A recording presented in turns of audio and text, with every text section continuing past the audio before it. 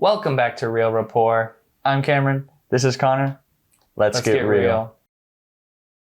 So today we have a special episode. It's not going to be typical podcasty, changing topics type stuff. We're just going to be doing one thing, which is saving one movie from each year from 1975 to 2025.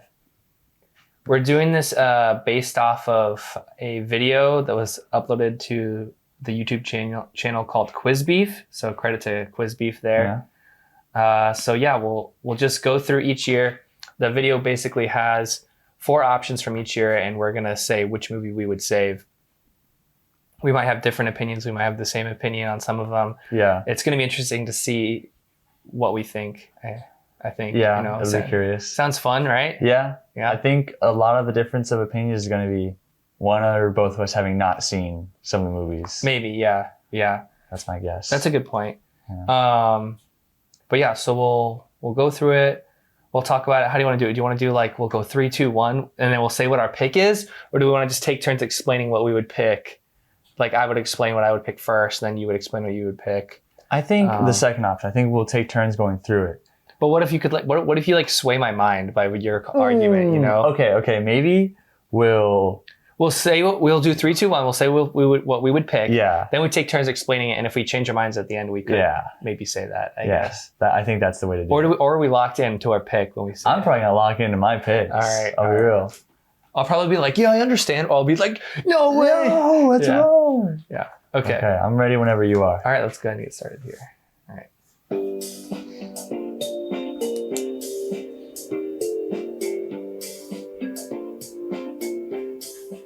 Groovy music. Mm-hmm. All right. 1975. Oh, that's right. Yeah. Jaws. Okay. Jaws. Iconic. One Flew Over the Cuckoo's Nest. Rocky Horror Picture Show.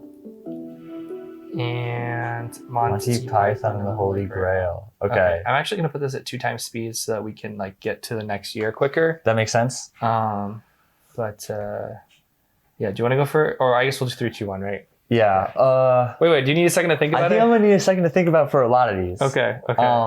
Just because like for some of them, it's going to be super obvious. And there's others like this one where I think if you eliminate a couple of these, it changes what movies have become dramatically.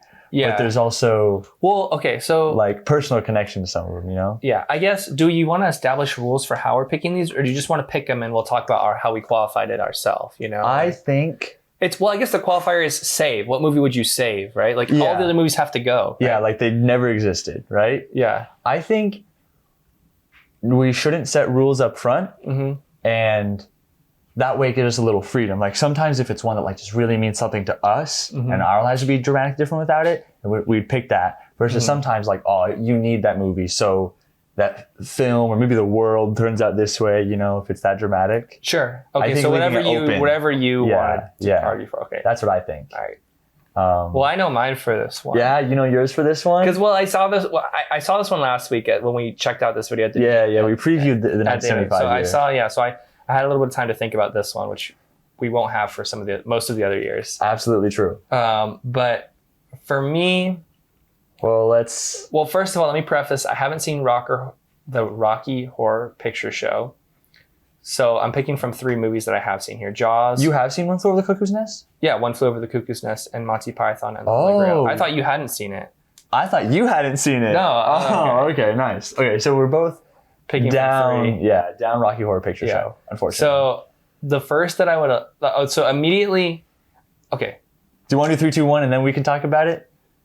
Because that's what we said, right? Right. Yeah. I have my pick. I have my pick too. I have my pick. Okay. All right. Yeah. 3, 2, 1. Jaws. Okay. Yeah. I think you can explain first because you were already about. Yeah. Sorry, my bad. You're okay. No, I was just gonna say that I like One Flew Over the Cuckoo's Nest. I think I've only seen it once. I remember liking it. I don't remember the details of the movie too much. I mean, I remember what happens, but I just don't remember like the details of like what made it so good, I guess. Mm-hmm. Obviously, it's a classic. But it's not like one of my favorite movies. I've only seen it once. It's like one of those movies. It's like, yeah, you should see it, but it's not one that like I was like, yeah, I don't want to rewatch this. Yeah. You know, I didn't initially gravitate towards that one. I was looking at Jaws and Monty Python and the Holy Grail. I've watched both of those a ton, I think, in my life. Yeah. And I enjoy both of them a lot. I actually think that Monty Python and the Holy Grail is probably like better for like rewatchability. Definitely. Just because it's like, it's funny, right? And I think a lot of comedies lend themselves to being rewatchable. Yeah. I mean, I was really torn between the two, but I think like what ultimately made me pick Jaws is just like how important it is to movies, like filmmaking? film history. Yeah. Like the first blockbuster, it like was like a huge accomplishment in terms of special effects with the shark, even though we would say it doesn't look that great today. It's almost like, you know, because the robot was so bad, they had so many problems with it, they were forced to be creative, and that made it so scarily iconic with like how they hid the shark for most of the movie, you know? It's just so iconic and so important to like setting the stage for blockbusters, and it's just so unique too. Like there's like nothing from that time period that's like it, and if you like, the other movies have copied it, but obviously it's like it's not the same. Yeah, you don't have that you know, old 70s feel with it. I don't know, I just think it's the most important one on here, and it's like, and it's an awesome movie. It's like the characters are great. The story is like not the like most like complex story in the world, but it's just simple. It's like, yeah, I mean, you're invested in the characters. Yeah, though, you just right? you want to see the town like not have to deal with the shark anymore, right? Yeah. And Chief Brody's a good character. Quint's a good character. I forget the character's name. That Hooper. Hooper, yeah, Hooper's a good character. Hooper's a really good character. I don't know. I just think it's too important and too classic. Like Monty Python and the Holy Grail is classic too. But if you're removing everything except one, I think you have to keep Jaws. Yeah, I mean, yeah, like I chose Jaws too, pretty much for all the same reasons you did. For me, I've only seen One Flew Over the Cuckoo's Nest once, and that was in school. We read the book and then we watched the movie. Oh, really? What class? English? English, yeah, Danforth. Yeah, the goat. Don't dox him. No. Sorry, my bad. No, it's okay. Yeah, so it was good, but like, I mean, I might rewatch it once in my life just to have the perspective on it of current day me versus high school me, right? Mm-hmm. It's a good point. Yeah. And then, like, so it really was down between Monty Python, the Holy Grail, and Jaws. Yeah. And I think, like, I agree with everything you said. And the only reason I would maybe pick Monty Python, the Holy Grail over Jaws is because of the, like, connection that it creates with me and our dad. Just because I think it's, like, a funny movie that I watched a lot with him when we were growing up. That's a good point, yeah. You know, it's one of the movies that we just like quote, probably not daily, but a lot. You watched people getting their limbs cut off when you were a kid? No. Well, not people, one person. Yeah. So, but I think that connection is important.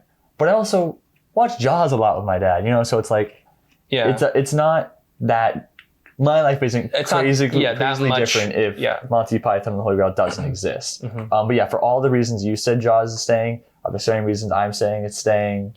I really don't have anything else to add on this one. Okay. Nice. I do have a question though. Yeah. Did Rocky Horror Picture Show come out after Jaws? It must and that's have. why it's a different set of Jaws? I was looking at that too. Yeah, that's pretty funny. Yeah, that's a good like tagline. I mean, this one also has like some funny taglines. Sets cinema back 900 years.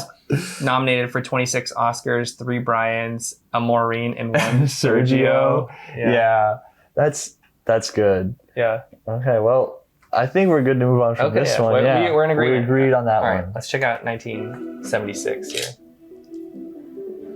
Rocky. Taxi Driver. Okay. The Outlaw, Josie Wales, and Carrie. Okay. Well, let me.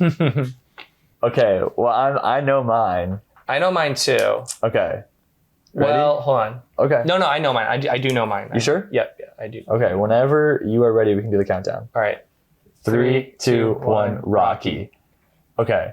You mind if I go first on this Yeah, one? no, go Just because ahead. mine's going to be super quick. We can take turns. Yeah, go ahead. Yeah. Okay, so first of all, Is that the only one you've seen? it's the only one I've seen. So that's easy, okay, right? okay, That's so easy. Yeah. But also, like, Rocky... No matter who it was up against. Rocky's Maybe. one of the best. Rocky is, I think, my second favorite sports movie, period.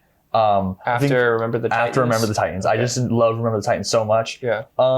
Even if I had seen these, from what I know about Carrie, Rocky's being picked over it. I'm not a huge Western guy, so probably still picking Rocky over the outlaw Josie Wales. I have heard good things about Taxi Driver, so maybe that would give it a run for its money. But with how much I enjoy Rocky and the impact it's had on people in my life and the world, I don't think I would pick anything else over it. So for me, it's like Rocky easily. Yeah, good point. Not just because it's the only one I've seen. Gotcha. Okay, cool. Well, I've actually seen 3 of these. Okay. I haven't seen the original Carrie. I have heard that it's a good, like, Stephen King adaptation, but I'm not a big horror fan, you know. Me too. I've never gone out of my way to see it. I've seen The Outlaw, Josie Wales once, but I think I was like 14, maybe younger, Okay. 11, 12. It was on the TV, just on cable, basically. Okay. And I thought it was like fine. It was I think it was one of my first exposures to like Western movies. Because, Really? Like we don't have Western movies coming out in the theater when I was a kid. I or you guess, were a kid but either. with where we live and our mom's mom, I just feel like we would have been exposed to a lot of Westerns, you know? Maybe. I mean, I didn't really watch many. I guess. Yeah. I mean, yeah, like I said, I'm not a huge Western. I mean, I thought it was fan. fine. It wasn't like it didn't win me over to be like, now I'm a Western fan. Yeah. But like looking back on it, I think it's all right. Okay. But for me, it was really down between Taxi Driver and Rocky. But I mean, honestly, it really wasn't a choice. I think that Rocky was like a more obvious winner for me than Jaws was in the last year. Really? I like Taxi Driver, but I think that it was a little overhyped for me. Okay. I don't know if it's like before you went into it, people were talking it up too much? or just like the online buzz about it. Like it's just like it's a really good kind of like drama and like character picture of this guy who's like a lonely guy. He's a taxi driver who, you know, kind of wants to make something a little more of his life. It's a very interesting character study about this guy and his attempts to, you know, make his life better or contribute to society in some degree. That makes sense. But he kind of goes about it a very inappropriate way than most people, more than most people would say. Yeah. And that's not really what I was expecting going into it. I was expecting it to be more of like a crime movie. Like there is crime that happens in it, but it's like, if you've seen Martin Scorsese's other movies, like those are like The Departed, Goodfellas, like it's like, you know, none of those characters are like really like the greatest people, Wolf of Wall Street or whatever. But it's just so interesting to like see how that world works, and it makes it fun, but then it kind of pulls the veil back and it's like, well, it's actually not fun, and it comes crashing down in the end. And this movie does have like a similar type of thing happen, but it's a lot smaller scale. And I think it was important for Martin Scorsese as his first movie. Yeah. But it's just, you know, I think when I watched it, like I could see that it was important. Like, oh, this is like really important for the 70s for like prestige drama filmmaking or whatever for Martin Scorsese, Robert De Niro. And it was really good, but I also felt like you could like see its age. Like we just come a lot further in like the types of stories we're able to tell. Like it's a good story, and Robert De Niro kills the role. I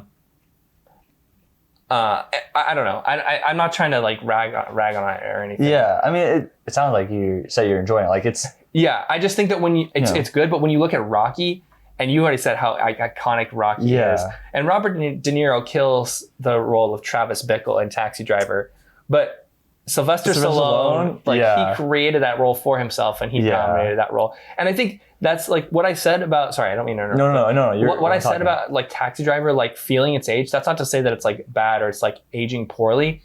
I just think if you look at Rocky, and maybe some of the way it looks and like the filmmaking techniques feel like the 70s, but when you think of Rocky, like would you normally think it's a 70s movie? Like I think of Rocky as more like an 80s movie. I would say 80s. You know, maybe you could convince me early 90s, but really it feels like an 80s movie. Yeah, because it's like it's more inspirational kind of sports movie like that, but it's also like it has really good drama. Like it's a perfect balance of like I guess like positive, inspirational, but like taking things seriously sometimes.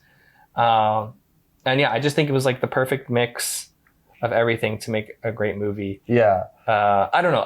It's like Taxi Driver, it's good, but it's just not, Rocky takes like what Taxi, like it's kind of similar to Taxi Driver in that they're like both character studies, but one of them is like inspirational and the other one's kind of like, man. The Rocky is like the inspirational one, and Taxi Driver almost makes you just like think a little too hard about the world. Well, like, it does make you think, but I think that it doesn't make me. Not that it doesn't make me think enough, but like if I'm watching a movie that's going to make me think, I would probably pick a different movie. Okay. Like I think a really good example. I mean, this is just the first one that comes to mind, like Oppenheimer.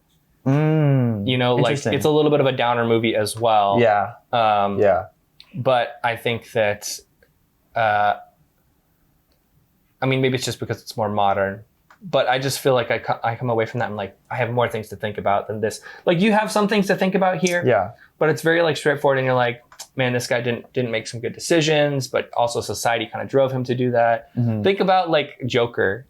Like this movie kind of inspired what, like you Joker. mean like the Joaquin Phoenix Joker, not Joker the character. Yes, okay, yeah. That makes sense. So similar to that, yeah. Okay, so I have two things to add real quick. I think Rocky is also important for how it pushed Sylvester Stallone's career because like he put his heart and soul into getting this movie made. Like you said, he made the role for himself, and then he's a big name, maybe not like the biggest name in Hollywood, but then he goes on and is one of the people who defines like the action genre for movies, which is now one of the most prevalent genres in film, right?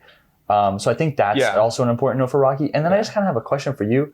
Is the way you were talking about Robert De Niro, that's the actor, Robert De Niro's character in Taxi Driver, kind of sounds like a Literally Me character. Do you know what I mean?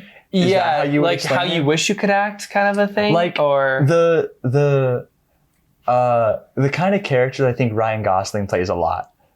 You know what I mean? Like a lot of, which maybe is not a person that people should strive to be, but a lot of younger men, I think, look at those characters and go, that's literally like Sigma from like American Psycho. Exactly. That's my next example. It's exactly a little bit of that, but it also pulls a lot in the direction of Joaquin Phoenix's character in Joker too. So like, it's like Joker, but maybe a little bit more of like what the Sigma male wants to be. So maybe not quite a Literally Me character. Not quite, but a little bit of a few aspects are there. Okay. That was just a quick He's very question for sympathetic, but he also makes poor choices. Okay. So that's fair. Yeah. I think those Sigma Literally Me characters I don't have a lot of sympathy for most of them. Yeah. Like they dig their own grave a lot, I guess, is the best way to phrase it. Well, I guess he does too, but it's like very like, it's kind of like this guy just has a really bad environment and I can see he's trying to make some effort here, but he just doesn't know how to go about it the right way, kind of a thing. Got it. Okay. It's good. You should check it. You should watch it at least once. Okay, for sure. But you could watch Rocky anytime. Yeah, true. I could watch Rocky a dozen times today. All right, moving on. Yeah, I'm ready to go to the next one. Let's go. We're not even a minute into the video. 1977. Okay, Smokey and the Bandit, Close Encounters of the Third Kind, The Spy Who Loved Me, and Star Wars Episode 4: A New Hope. Yeah. You want to just get this one out of the way? Yeah. 3, 2, 1. Star Wars. I guess we can talk about it a little bit. Hold on. Okay, my turn to go first. Yeah, your turn to go first. I've probably been yapping like 2 times the amount you've been yapping. That's okay. I think for the movies prior to like the 90s, I think I'm going to have less to say about them if I'm being totally honest with you. That's fair. Smokey and the Bandit, haven't seen it. Don't have a super strong desire to see it. Haven't heard a ton about it. I'm sure that's blasphemous to anybody over the age of 40. Close Encounters of the Third Kind. Actually, I haven't seen that one either. Have you seen that one? Yes, I have actually. I'll watch it with my mother. I would be interested in watching it, but I've never come across a situation where it was presented to me, I guess. I mean, I know it's a classic Spielberg film, and I know he's going back to Alien movies this year. So I would watch it for sure. I mean, you could talk about it later. I enjoyed it. I mean, I'll say I enjoyed it. Like, I'll talk about it when it's my turn. Okay, I'll talk about it when it's my turn. Spy Who Loved Me, James Bond. I haven't seen any of the classic James Bonds. I'd love to watch them actually, and just see how the characters evolved over time, I guess. Yeah. So the only one I've seen is Star Wars. Okay, so that narrows it down. Yeah, but it's also not one of those cases like you were saying with Rocky, where it's just my default answer just has to be Star Wars because it's the only one I've seen. Star Wars is like one of my favorite things, like in all of film history. And I think that the original trilogy is like probably my favorite trilogy. Definitely my favorite trilogy. In all of cinema? No, sorry, in Star Wars. Oh. It's just in Star Wars. No. Definitely my favorite trilogy in Star Wars. Probably my second favorite trilogy of all time. I mean, obviously number one is Lord of the Rings. Yeah. But I mean, as far as trilogies go, what else do you have? Pirates of the Caribbean? Pirates of the Caribbean, which isn't a trilogy anymore. No, but I would still consider those first three a trilogy, fair. I guess. And then I start going to... Captain America trilogy is pretty good. Oh, yeah. The MCU has a couple of trilogies, and then I start going to animated films after that. Back to the Future? Despicable Me, How to Train Your Dragon, Is Shrek. Despicable Me like the third one? Like, what is that? Like, I don't know. Yeah. Shrek, Kung Fu Panda. Shrek, not bad. Kung Fu Panda, I don't think I've seen the third one, actually. Is that the one with the bold baddie? It is the one with I the haven't bold seen that. baddie. I think it's good. I think it's the worst of the three, but I think it's good. I enjoyed it. I'm just an animation lover, though. Yeah, that's fair. I mean, How to Train Your Dragon, I don't think I've seen the third one all the way through. Maybe I have. I love How to Train Your Dragon. I love I've those heard movies, that's a really good but trilogy. it's same as Kung Fu Panda. The third one's the worst, and that's sad to say. I think that Star Wars is like my second favorite movie trilogy of all time, the original trilogy. That's fair. And I mean, I love every single one of them. Yeah. So if we see Empire, if we see Return of the Jedi, those might... if we see Empire. Yeah, those might take... if we see Return. I think this one is... I mean, everybody loves Empire. I think that's the best one objectively. My favorite is Return of the Jedi. Thank you. Because it's where everything culminates. But I think like in terms of like a story... Oh my goodness. Dang, vroom vroom. I think in terms of story... in terms of like the filmmaking, I think that one's just the best made one. They're all great though. And this one is like, it's a classic. Like everyone kind of forgets about it in my opinion. Like the original Star Wars. You think people forget about A New Hope? Well, it's like everyone talks about Empire and everyone talks about Revenge of the Sith.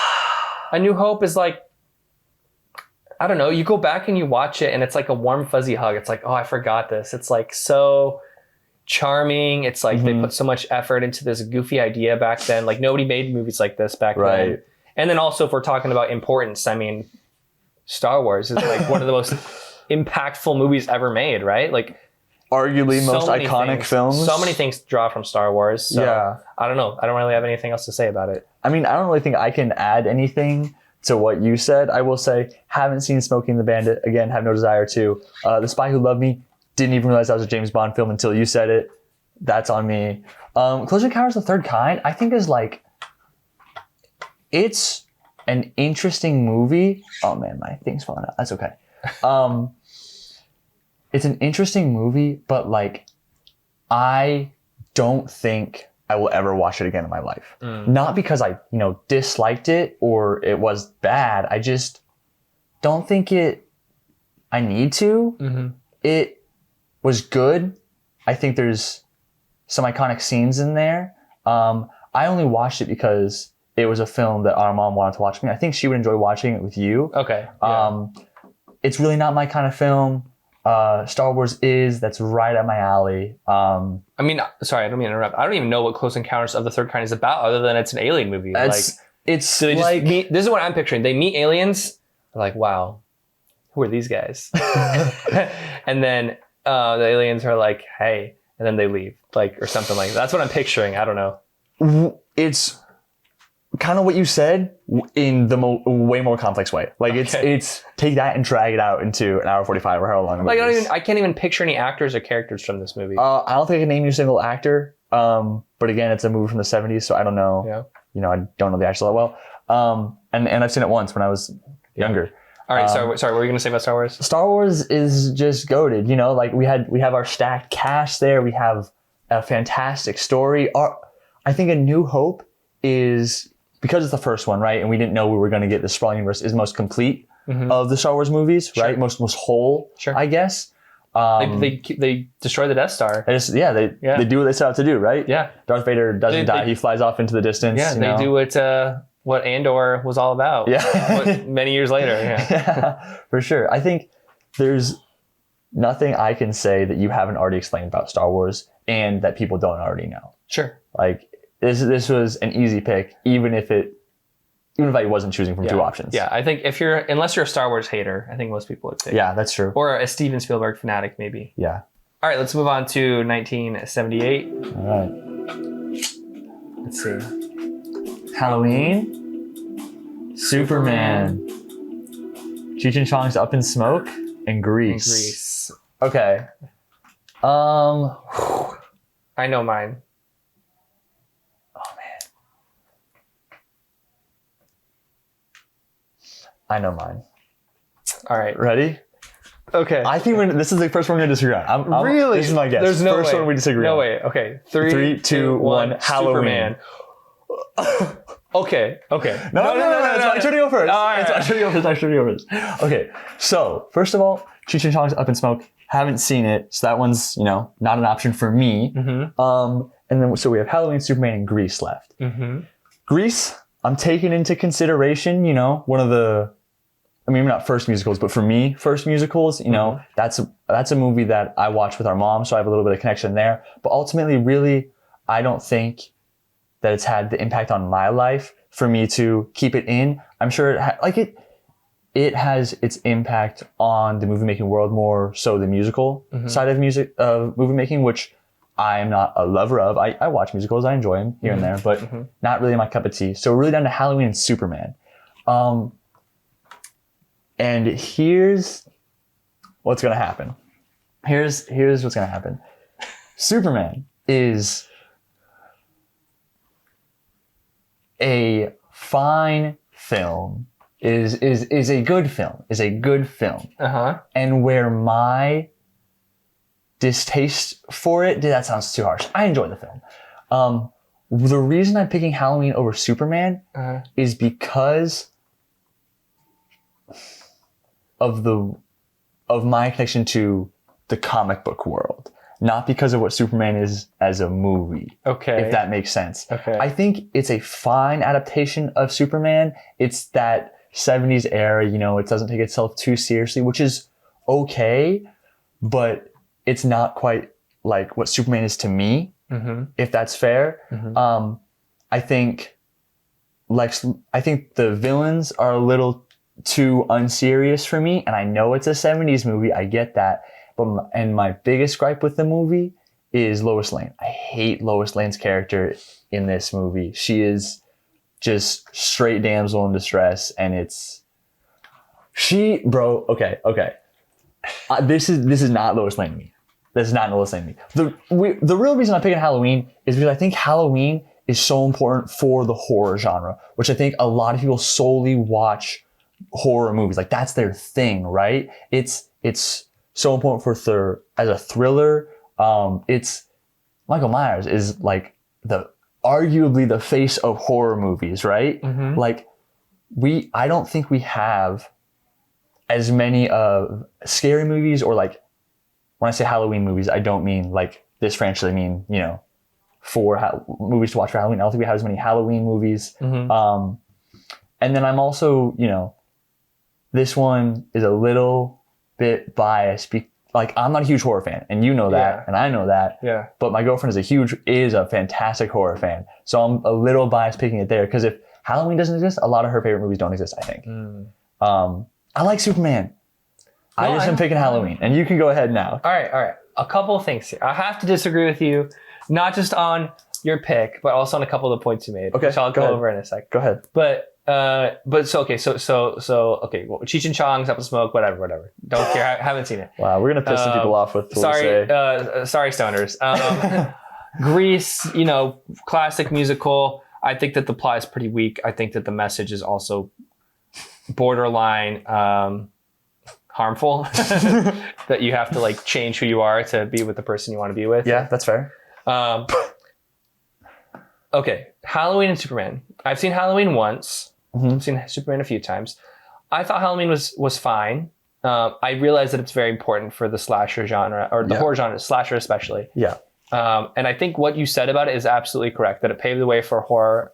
But I think that the same exact thing could be said for Superman, for superhero films. You're so right. I think without Superman, I don't think you get Batman 89.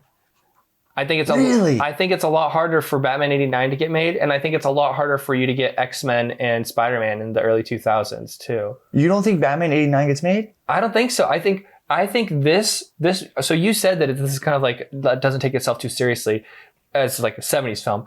I think that I see what you're saying with the villain and stuff, but I think that this movie showed audiences in the 70s that you can take superheroes seriously, that they're not just for the comic books. Whoa. That like you can have it and be a movie, and you can be, because obviously we look at it now, we're like, that guy's not flying. But back then, like they're like, the tagline here is "You'll believe a man can fly," like, and people did.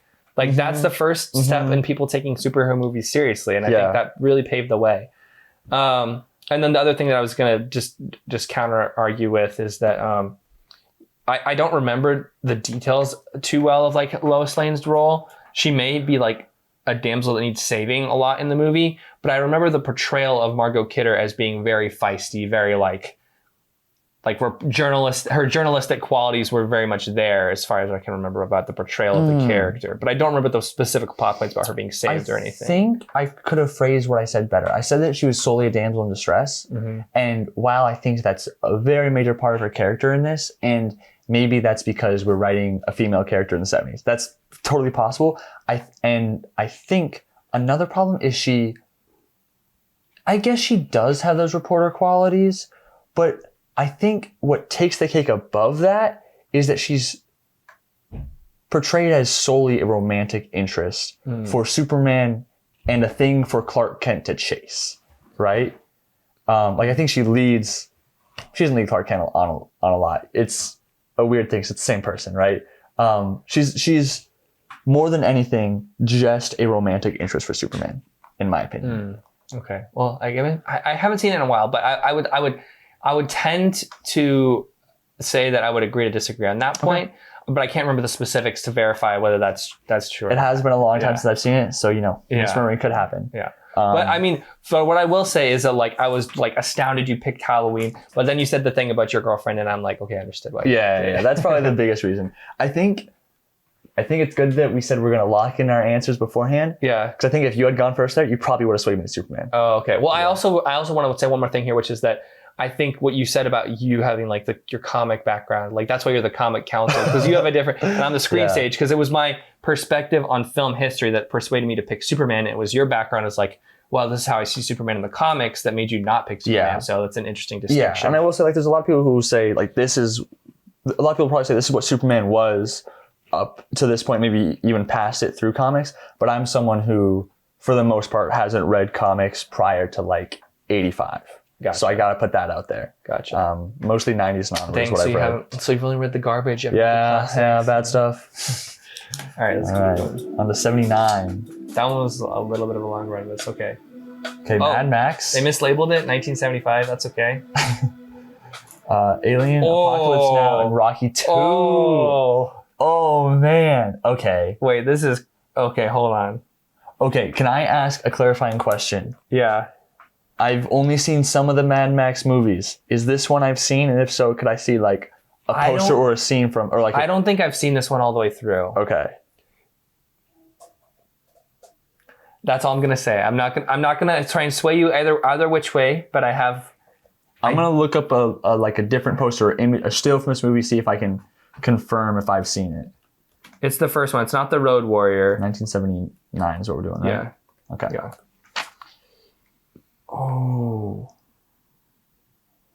This is his family dies, I think, and it's where things go bad initially. Okay. I don't think I've seen this one. I guess I should say that for when I talk. But anyway. Well, maybe we can, let's, we could just pop it in one day and we could just watch it. That's true. Because I don't think I have actually watched it all the way through. Okay. I have my pick. Is this one where towards the beginning he like interacts with that group of... I do not really remember what I've seen at all. So I couldn't answer that.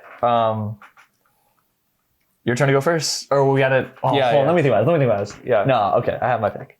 Okay. You ready? All right. Yep. 3, 2, 1. Rocky Alien. 2. And I knew we were gonna disagree. And I'll let you go first. Okay, and I knew okay. we were gonna disagree. All right. I've seen all of these movies. This is the first time I've seen all of them. Okay. Apocalypse Now, really interesting movie. I think it is a classic movie. I don't know that I would say that it's a great movie. I think it had a very troubled production. People, I think, were mistreated on set. I think that there was like a whole like, I mean, I don't mean like they were like beaten or anything. I just mean like I don't think they were taken well enough care of. Got it.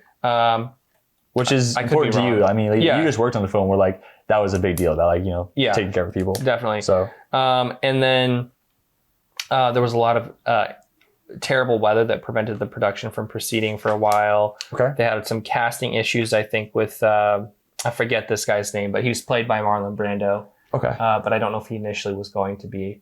And I recall maybe Brando was difficult to work with or something. I don't know. It is a good movie. I don't know if I would call it a great movie. Okay. I don't know if you know anything about it, but it's basically... I know basically nothing. In the Vietnam War, Martin Sheen is a soldier and he's tasked with going to get this guy, played by Marlon Brando, who has kind of gone rogue in the Vietnamese jungle, and he has to go retrieve him, basically. And it's a very, like, interesting perspective on, like, war and humanity, and it's kind of based off of Joseph Conrad's Heart of Darkness novel. Okay, I've heard about that. But that one takes place in the Congo. This is like an adaptation within the Vietnam War. It's very interesting. I like it. I don't think it's great.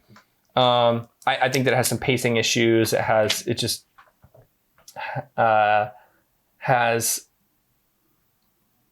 a little bit too much. Sorry, is that how you'd say it? No, a bit too many ideas that it's juggling for me to like get like a clear picture of what they were trying to do, I guess. Okay. I still think it's great though. Not great, good. I think it's good. Mad Max, I don't remember watching this one all the way through. I love the Mad Max saga, Mad Max Fury Road and Road Warrior. I really love those two movies. But I can't recall this one. And I do think that you have to consider this one at least, because without this one you don't get the other Mad Max movies, which I think that Mad Max Fury Road might be top 5 movies of the 20th or 21st century. So top 5 movies, is that what you said? I think it might be top 5 of the 21st century, Mad Max Fury Road, for me at least. Definitely top 10. Wow. We'll have to talk about that another time, guys. So that's crazy. Anyways, Rocky 2 and Alien. Listen, Rocky 2 is great. It's great. It's not Rocky 1 though. It is. That's true. It's not. True. It's not. Yeah. The magic is still there, but it's not quite the same as that first time. They really kind of lean in, I think, a little bit more to the sports aspect, and I lean a little bit away from the drama. I mean, it's still a drama, but it's still really good. I love all the Rocky movies. They're all super fun. But I picked Alien because I think I think it goes back to the importance, like sci-fi, horror, and it's also like just in and of itself, like such a great little movie. Like there's like, it was the first kind of movie of its kind, I guess. It's like taking place on one spaceship. It's like horror. You have the amazing effects with the animatronics, the android played by Ian Holm.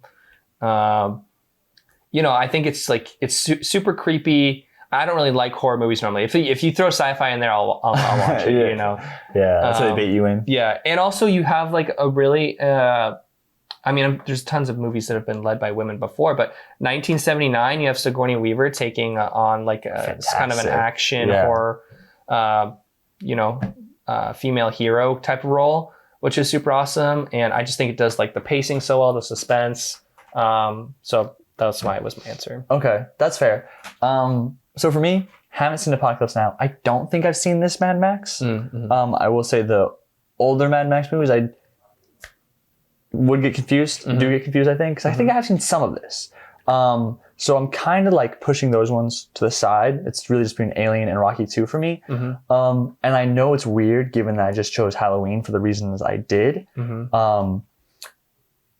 Alien, I think, is equally as important for the sci-fi genre as Halloween is for the horror genre, and almost as important as Halloween is for the horror genre. And I enjoy Alien, and I enjoy the Alien movies. But as far as the movies in those franchises go, I've seen this one possibly the fewest times of any of them. I think I've only seen it once, and so I don't remember it very well.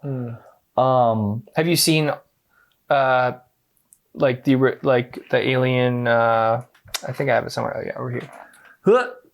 Have you seen like all 4 of these? What do we got there? Alien. I've seen Alien, Aliens, Alien 3, Alien Resurrection. I actually haven't seen these 2. So I haven't seen those 2. I have seen Alien 3. Oh, you have? Okay. Yeah. I watched it with... It's the one where she's bald, I think. Yeah. Me and some friends, we and some buddies, I guess, did watch through of all the existing Alien movies at the time. Before. After my middle school graduation. That's crazy. 13-year-olds. I know. I think 14-year-olds. I think I fell asleep like halfway through the third one and missed. What was that one? Resurrection. Resurrection. Yeah. But you've seen like Covenant. I've seen Covenant. I've seen Romulus. I haven't seen Romulus. That's the most recent one. Yeah. I haven't seen that one. I've seen Prometheus. I like Prometheus a lot. That's probably my favorite one of all of them. Oh, really? It's also the one I've seen the most, I think. That's so fighting like, words for Alien fans, you know. Oh, I know that. Yeah. I know that. I think it's a familiarity thing for me. I think I've just seen it the most. Yeah. But so Alien, super important. The biggest downside it has for me is, one, not a horror fan, not a huge horror fan, right? So don't love jump scares and stuff like that. But the design for the aliens is like too creepy to me. Like the way they move is what it is. I don't like how they move. It's off-putting. Can't do it. And so if I'm choosing to watch that or Rocky 2 again, it's Rocky 2. Like, and I hear you saying it doesn't have the exact same magic as the first one, but it's your preference. It's a Rocky movie, and we get to see him be victorious. Yeah. We get to see him come out on top this time, right? Yeah, true.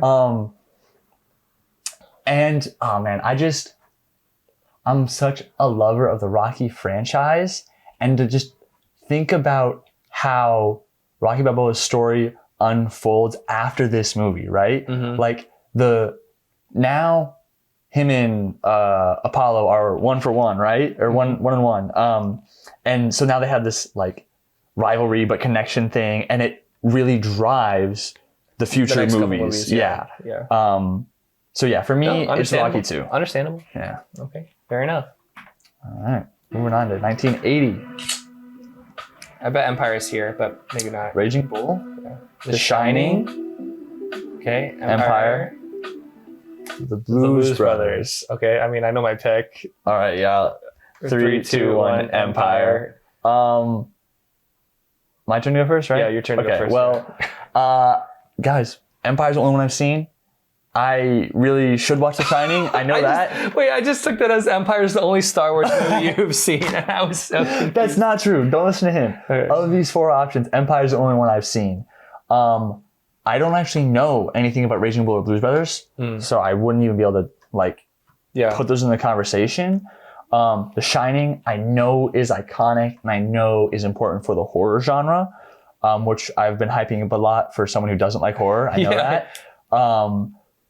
But if there's a Star Wars movie on this list, probably like 80% chance I'm picking it. Yeah, fair enough. Empire, I think, like you said earlier, it's probably the best Star Wars film. It's not my favorite. I'm a Return of the Jedi lover. And you love Revenge of the Sith, too. I love Revenge of the Sith. I'm a big Last Jedi lover. I'm kidding. That's not true. I used to be. I came around.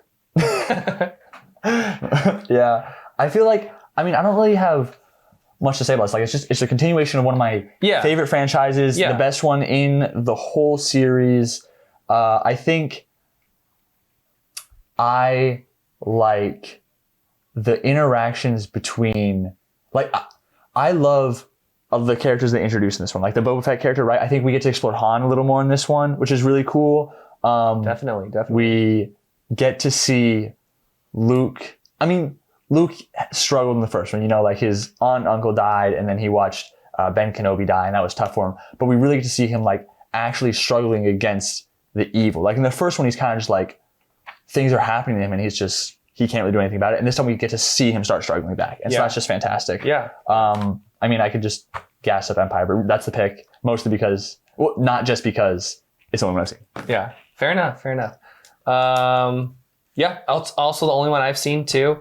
The Shining, I think would be my first pick to watch of those three. Like I'd be like, I want to check out The Shining more than those other two. Like you said, it's well known it's very iconic for the horror genre. Stanley Kubrick, Jack Nicholson. I've heard that it's not the most faithful adaptation of the book though. So yeah, that's interesting. Raging Bull, I've heard good things about. I would watch it. I mean, it's another boxing movie. Robert De Niro looks pretty good. I mean, I've heard only great things about it. Blues Brothers, I've heard good things about it. I don't know a ton about it. I mean, I think it's like a comedy, maybe action movie. I don't really know. Something. It's something, but I've heard good things about it. Okay. And then, Empire, we kind of already addressed everything that needs to be said about it. Yeah. The only other thing I would say is just like the sequences are so interesting. Even when you know what happens, like if you watch this for the first time, you don't know that Yoda is Yoda. You think, who's this freaking green guy? The little frog guy. Yeah. You don't know. Maybe if you are under a rock or you're a little kid watching it for the first time, you don't know that Darth Vader is Luke's father. True. But even when you know those things, it's like the sequences are so entertaining. Yeah. You get like the action sequence and the survival stuff on Hoth at the beginning. Yeah. You get the asteroid chase sequence while Luke's on Dagobah, and then Luke kind of starting more of his character arc on Dagobah, which is cool. Yeah. We get Force Ghosts, I think, introduced, right? Obi-Wan comes as a Force Ghost. Yes. Is he just a voice at that point, though? Maybe he's just a voice. I don't know if we get the ghost until Return of the Jedi. Maybe, yeah. So then Obi-Wan. You're right. Obi-Wan, I don't know. He's there as a voice. I lost my train of thought. I think you're right. He is there. Yeah. And then the Cloud City sequence is super interesting too. It's like such a slow action sequence, but I think it like works well. Like you could just see the leap that they made in just 3 years with the way that they're able to do lightsaber combat. Yeah. And work with the environment and stuff. And I just think, in even just the way that the story goes, it's like our heroes lose. Like that's what I was going to say, actually. Like, I think one of the reasons that this is such an interesting story in the Star Wars universe is because I know it's only the second film, but it's the first time that I feel we actually really get to see the power of the Empire and like the control they have, like with just how they storm Hoth. Like that opening sequence is just ridiculous, right? Yeah. Or I guess, not opening sequence, the opening battle. And then the way in which Vader forces his control over Cloud City is super interesting to watch, I think. And we didn't quite get that in A New Hope. Yeah, true. Okay, only 6 years in. Whew. We only have 44 left. Oh my God, that's insane. All right, let's go. Let's get cracking. 1981. The Evil Dead. Raiders of the Lost Ark. Escape from New York. And Mad Max 2 Road Warrior. Oh, man. I actually need to think about this one. That's one with like, I don't know, it seems like The Great Humongous or something. I don't know if it's Humongous. No, it's not Humongous. It's Among Us. No, it's I don't know. It's something like that. Okay. I know my pick. I know my pick too. Ready? 3, 2, 1. Raiders of the Lost Ark. Okay. Yeah. Okay. Your turn to go first. Yeah. Okay. Haven't seen Evil Dead. I mean, it's a classic zombie movie. I definitely would like to check it out. Escape from New York. I do like it. I think it's very interesting, very 80s, apocalyptic, very like fun, kind of like wacky characters. I mean, honestly, these three, Raiders, Escape from New York, and Mad Max, all have they're all very different, but they're all kind of like adventure-y, action-y movies, just with different vibes. Different settings. Yeah, different settings, different stories, but like this genres are sort of similar. Yeah. I like Escape from New York. You're more of an Escape from LA kind of guy, though. No. I mean, I think this one's like very entertaining.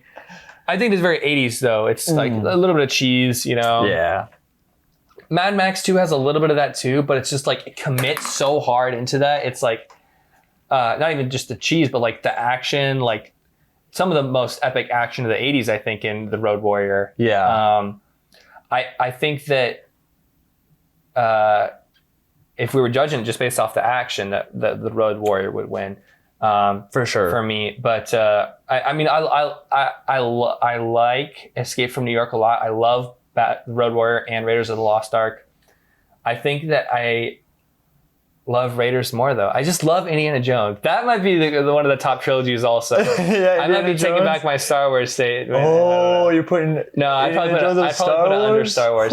But I just love I love adventure movies. I wish we got more adventure movies. You see a ton of action movies, but you don't see a lot of like adventure stuff happening these days. You know. I think even if we do see adventure movies, it's sequels or remakes or maybe not the most original ideas. Yeah. Right. Yeah. Like we got a new Indiana Jones recently. Or they're just not good. That's true. That's possible. Like, I don't know. Did you watch The Lost City of Z?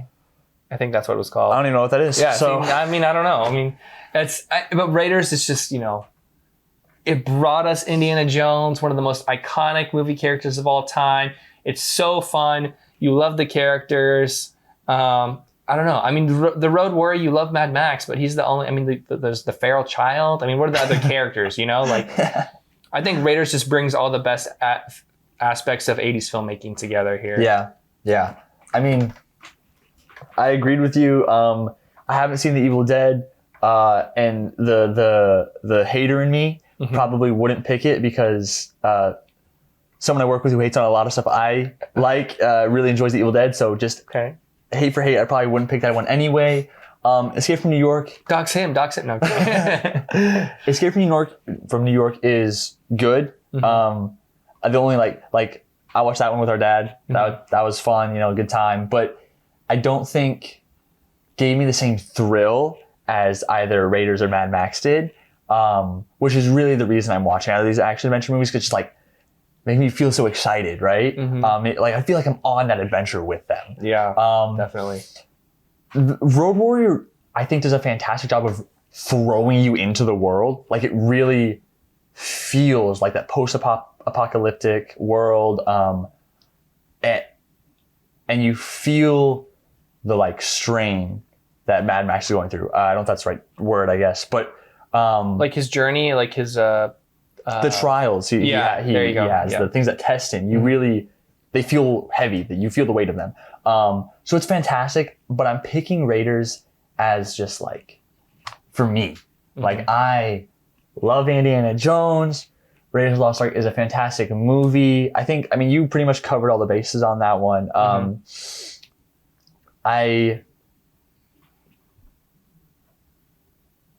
Sorry to steal the thunder, I guess. guess. I don't really, but I was going to say it's my favorite Indiana Jones movies, but I'm not sure that's true. That's mine changes every time. Yeah, I probably give you a different answer every day. Yeah. I think, like I said, you know, like I watched Escape from New York with our dad, and that's a good connection for us. But how many times have I seen Raiders of the Lost Ark with him too? You know what I mean? Gosh, I can't even count. It never gets old. Yeah, it never gets old. It's iconic and top 5 movie trilogy from the creators of Jaws of Star Wars. There you go. There we go. That's why. You can see the pattern, guys. All right, ready? Ready to move on. Yeah, okay. 1982. Let's see here. All right, Blade Runner. Okay. Oh shoot. E.T. Fast Times at Ridgemont High. Wow. And First Blood. Man, the 80s were really something. Wow. Let me tell you. See, I'm glad we got to the 80s because now I'm like, oh, I've seen most of these, or at least I know what they're about. Yeah. You know what I mean? Yeah. This is tough. Okay. I think I have my pick. I fear I'm predictable. I think you are. Man, this is tough. Shoot. Okay. Yeah, I have my pick. All right. Yeah. Oh, no. No? No. This is one of the hardest. This is the toughest one so far. Jaws and Monty Python was tough. This might be up there though. Yeah, this one's tough. No, okay. I have my pick. Yeah. Yeah. 3, 2, 1. Blade E.T. Runner. I knew you were gonna pick E.T. No way. Yeah. I didn't even think you liked the first Blade Runner. Bro, okay, and we gotta talk about this one. I'm on first. You're first? Yeah. Okay. So first of all, haven't seen Fast Times at Ridgemont High. Our dad talks it up a lot. I'm sure it's good. E.T. is a fantastic movie, and I know that, and I enjoy watching it, but it's not a movie I seek to rewatch often. I think it's important for, I don't know if the storytelling aspect of it is too important for what films became. I think the effects aspect of it is important. I think it's a good movie, but I think that lack of rewatchability is really killing me for that choice there. Like, I'm not choosing to rewatch it, bro. Like, it's a fantastic, Maybe you should. movie. Maybe I should. Maybe that changed. I think this is one that if we were swaying opinions, you would probably sway with what you're going to say. I'm sure. To me, it's between First Blood and Blade Runner. Okay. First Blood, I think is such a fun throw-on action film, right? And at the same time, has me feeling things for this character, right? Like, it's not totally head empty, bloody action, right? It's a character who's been through a lot, and his government doesn't care, really is what it is, right? Yeah. Or people. People don't care. Yeah, it's terrible. But I'm picking Blade Runner because I think the effects that came about with Blade Runner are important for sci-fi as a whole. I don't love the movie. I enjoy it. I'm proud. Like, if I'm gonna pick one of these for rewatch, I'm watching First Blood, for sure. Wow. Okay. But I think the story is pretty interesting. It's nothing mind blowing, I don't think. At least not for me at this time. Maybe at the time it was. It was probably pretty crazy then. It's Harrison Ford. I love Harrison Ford, like, Indiana Jones, the GOAT, Han Solo. I think it's really for this, it nudges the door for this style of sci-fi movie, I think, which we've had a lot of things come from that, and that's really why I'm picking it. Okay. I don't think I have much else to say on that. All right. Fair enough. So what I'll say first of all is I have seen all 4 of these movies, and I like all of them. Okay. Which, I mean, they're probably only going to put relatively good movies on here. Yeah. But they put stuff like Grease on here, which is a classic, but I wouldn't say that that's like a top tier movie. I guess. I mean, they put Monty Python on there, which is I feel like that's a top tier movie. I don't know. I think because it's like a satirical movie, I don't think of it as like top tier. You know what I mean? I guess. I mean, that doesn't like comedy bias to me, but that's true. I'm not a huge comedy guy. Yeah. That's it. Yeah. I mean, but I have a little bit of comedy bias too. People don't just really take it as seriously, right? So, yeah. But I mean, so speaking of Fast Times at Ridgemont High, that's a teen comedy film. But I will say it's very interesting. I would recommend you watch it because it's not like, teens just having fun, like classic 80s humor. Like, it tackles some interesting real life topics that teens go through, especially when it comes to like sex and like, pregnancy, dating, age appropriate dating, just a bunch of different like adult things that kids start to encounter once they become teenagers, essentially. I'm surprised a movie from the early 80s is acknowledging so many things like that. Well, it's actually, I forget her name, Amy something. The director's a woman, actually. Okay. So one of the earliest movies that I can remember that was majorly successful, directed by a woman. But it's still great fun. So it's still great fun, but it's like, you're like, this is how teenagers actually act, Okay. Like, so yeah. I think it's a great comedy. Maybe a little bit of drama too, I guess. Okay. But it's also the first one you're eliminating here? Well, I don't know if it's necessarily the first one I'm eliminating. Just touch on it because I couldn't. I think my top 2 would be E.T. and First Blood. So I don't know if I would eliminate Blade Runner or Fast Times first. I do like Blade Runner, but I just find the story so meandering. That's fair. It's very awesome in terms of like the sci-fi imagery and like what it kind of paved the way for. I mean, it paved the way for Blade Runner 2049, which is amazing. Like, I think that movie is... I'm a big fan of that movie. I'm not going to say miles better, but I think noticeably an improvement, major improvement on this movie. Like, this is a good movie. And I think it's a classic sci-fi movie for a reason. But it's like, it's very slow. It's like, I think it's more like metaphorical rather than like a plot story type of movie. Like there's a little bit of there's a story there. You know, Deckard is like trying to find these guys or whatever, and they're like, you know, we want to be independent. We're androids, and then he meets her, and she's like an android, but then she's actually like the mom of his kid or whatever, and you know, it's there's some stuff there, but I think it's not very like, it's very character driven. It's very like big ideas sci-fi, which is interesting, but it's not like my personal favorite type of sci-fi. Yeah. And I think that they just executed it a lot better with Blade Runner 2049. The visuals obviously astounding in that movie. I mean, yeah, 20 years later, right? Yeah, like, but I just think 40 years later, I just think that, like, you know, obviously it's not fair to compare movies like that. But I just think that the sequel elevated this one so much more. And obviously this paved the way for it, but yeah, I just don't enjoy it as much as these other movies here, I think. As First Blood and E.T.? Yeah. Maybe Fast Times 2, I don't know. Well, moving on from that point. But First Blood, I really like First Blood. You know, it's a great movie. I don't really have anything bad to say about it. You know, it keeps you entertained with action. But it really is like another character study for Sylvester Stallone. Yeah, right? Yeah.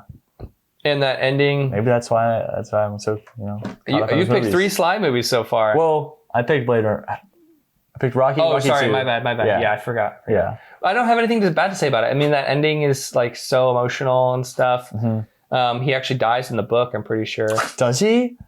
Whoa, I did not know that. Okay. I think the military commander kills him, I'm pretty sure. But you need your sequels. That's why they didn't kill him in the movie. Yeah, you do need your sequels. I don't have anything bad to say about it. I just like E.T. a little more here. I just like E.T. a little. It just edges it out. And you know why? You know why? It's because I disagree with what you said about it being rewatchable. Okay. I think it's like so rewatchable. Like if you go back to it as an adult from when you were a kid, it's like you can kind of see it from the adult's perspective. But like you're like, I understand why they would treat E.T. this way, why people would be like scared and freaking out about this. Like when you're a kid, you're like, he's just a little cute guy. Like I'm with Elliot. I'm Elliot here, you know? Yeah. Then you get older and you're like, oh, I see. But I'm still with Elliot, you know? But I see why it's so complicated. But at the end of the day, it's really not. It's not. It's simple. It's just a kid and his friend. Yeah. And it's just like their relationship, their bond. It just leaves me with a good feeling, you know? Mm-hmm. And I think that it's also one of the most cinematic movies of the 80s. Like, could you imagine being in the theater in 1982 and seeing, and then you start hearing that music. It's like dun dun dun dun dun dun dun, and they take off, and then it's that shot with the bike and the moon, like in the theater in the 80s. That music, the music as a whole for that film is it's superb. Phenomenal. Yeah, I will say that. Yeah. So I think it's just like the overall feel of like it makes me feel like this is one of those movies where it's like, wow, this is why I like going to the movies and like watching movies, you know? I think for me, it's the like feel good aspect of it is there. And I know obviously, what was I gonna say? The feel good aspect is there, right? And I hear what you're saying about, you know, the different perspectives. Mm-hmm. I lost my thought. It don't matter. We can move on. Okay. If I think about it, I'll say something. But we move on. But I will say this is one where I wouldn't be mad with any of these picks. I think these are all great movies. You know, except for Blade Runner. I think Blade Runner is good. No, I think Blade Runner. Okay, I do think Blade Runner is great. It's just not my cup of tea. Mm-hmm. That's fair. As far as sci-fi goes. Yeah. That's valid. 1983. Scarface. Return of the Jedi. Okay. Sudden Impact. And The Outsiders. Okay. We got it? Yeah. All right. 3, 2, 1. Return of the Jedi. All right. So obvious. Yeah, you go first. All right, I'll go ahead. Return of the Jedi. All the payoff. Amazing stuff. I don't even care that the search and the rescue of Han Solo at the beginning is like completely separate from the plot of the rest of the movie. I don't even care about that. It's so entertaining. It's literally like peak Star Wars. It's peak Star Wars. You get First like green saber. all the aliens. You get the desert planet stuff. You get the best space battle in the history of cinema, maybe. Probably. Probably. Yeah. Probably. You get the Endor Forest sequence, which has the speeder chase, also the battle with the Ewoks. Like, and who could hate the Ewoks? You know, they're goats. some people do. Goats. Some people really hate some the people Ewoks. do. Yeah, you get C-3PO's story where he's like, oh, Toronto gosh, you know. It's just, you know, it's everything you love about Star Wars. Like, is it to be starting to maybe show a little bit of overindulgence in some things? Maybe, but, you know, like, that doesn't matter to me. You know, like, I don't think that the Ewoks were, like, too, like, cute. Maybe they were meant to sell toys. I don't know. But I think that it fits well with the story. Yeah. I love Darth Vader's redemption at the end there. Luke turning away from the dark side. I mean, I skipped over the rest of the movies just to talk about that movie, but I love that movie. That's all I have to say. Haven't seen Scarface, heard good things. Haven't seen Sudden Impact. Haven't heard too much about it. I see it's a Dirty Harry movie, which that's one of his characters that he's known for doing. Yeah. Outsiders, I have seen it. I like it. I mean, I thought the book was good, and I thought the movie was good. Like It's when you read and watched in school? In middle school, yeah. Okay, that's what I did too, yeah. I think the cast is great. You got Ralph Macchio, Emilio Estevez. You got Matt Dillon, I think, Rob Lowe, Patrick Swayze, Tom Cruise. Everyone and their moms. And then C. Thomas Howell, who I actually met. What? This guy, Pony Boy. When? I took a photo with him when I went to David's premiere of his documentary because he's the narrator for that movie. That's cool. I didn't know that. That's really cool. Yeah. But, you know, I think it's fun, or not. It's not really fun. I think it's entertaining. I'll give you that. I think it's entertaining. I don't think it like, you know, even it has its fun moments between the characters. I think it's like a good story about like teenagers in the 50s or whenever it takes place. I think it's 50s. No way it's as early as the 50s. In my brain, it's 60s or 70s movies. Is it really? They're greasers. I don't know. I guess. 60s, yeah. 60s is kind of where I had it in my head. I think it's good. It doesn't really stand out to me in terms of, I don't really consider it a great movie, I guess. Yeah. I think it's a classic 80s movie, so. I think, yeah, I mean, okay, so for me, haven't seen Scarface, haven't seen Sudden Impact. I don't really feel the need to glaze Return of the Jedi anymore. I would love to, but I think like, we get the point. We're Star Wars fans. Yeah, we picked it 3 times, 3 movies. Yeah, that's my favorite Star Wars movie. Not Revenge of the Sith? No. Okay. It's Return and then Revenge. Okay. Depending on when you ask me, it might flop sometimes. Okay. But one thing you didn't touch on, Jabba getting his comeuppance. Yeah. That was fantastic. And Leia being the one to do it. Oh, love that. As for, like, to me, the only other one I've seen is The Outsiders. And I kind of agree with everything you said.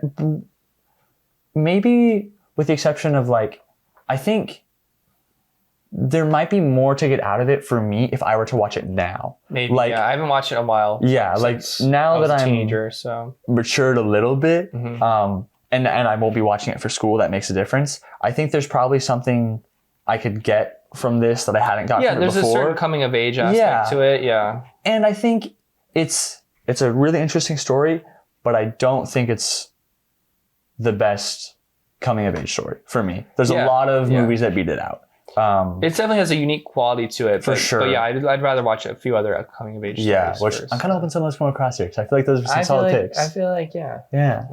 Okay, yeah. Wait, what did you say? There might be some of those coming up? I hope some of those come across. I do too. Like, yeah.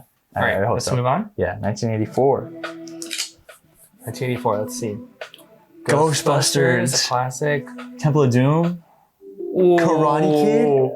Oh, what a banger year. Okay. Sorry. That's a banger year. Okay.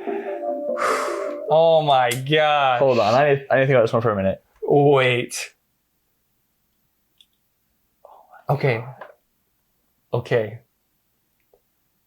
Oh man. I have a strategy here. You have a strategy? I think I have a strategy. Okay, I have an idea.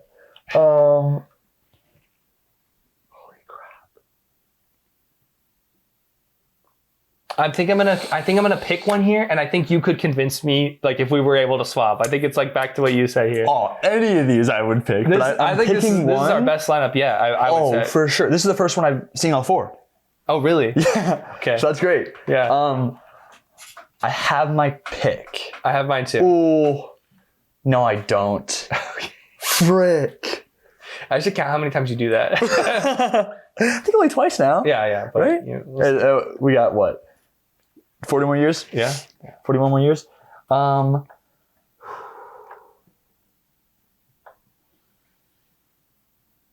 have my pick.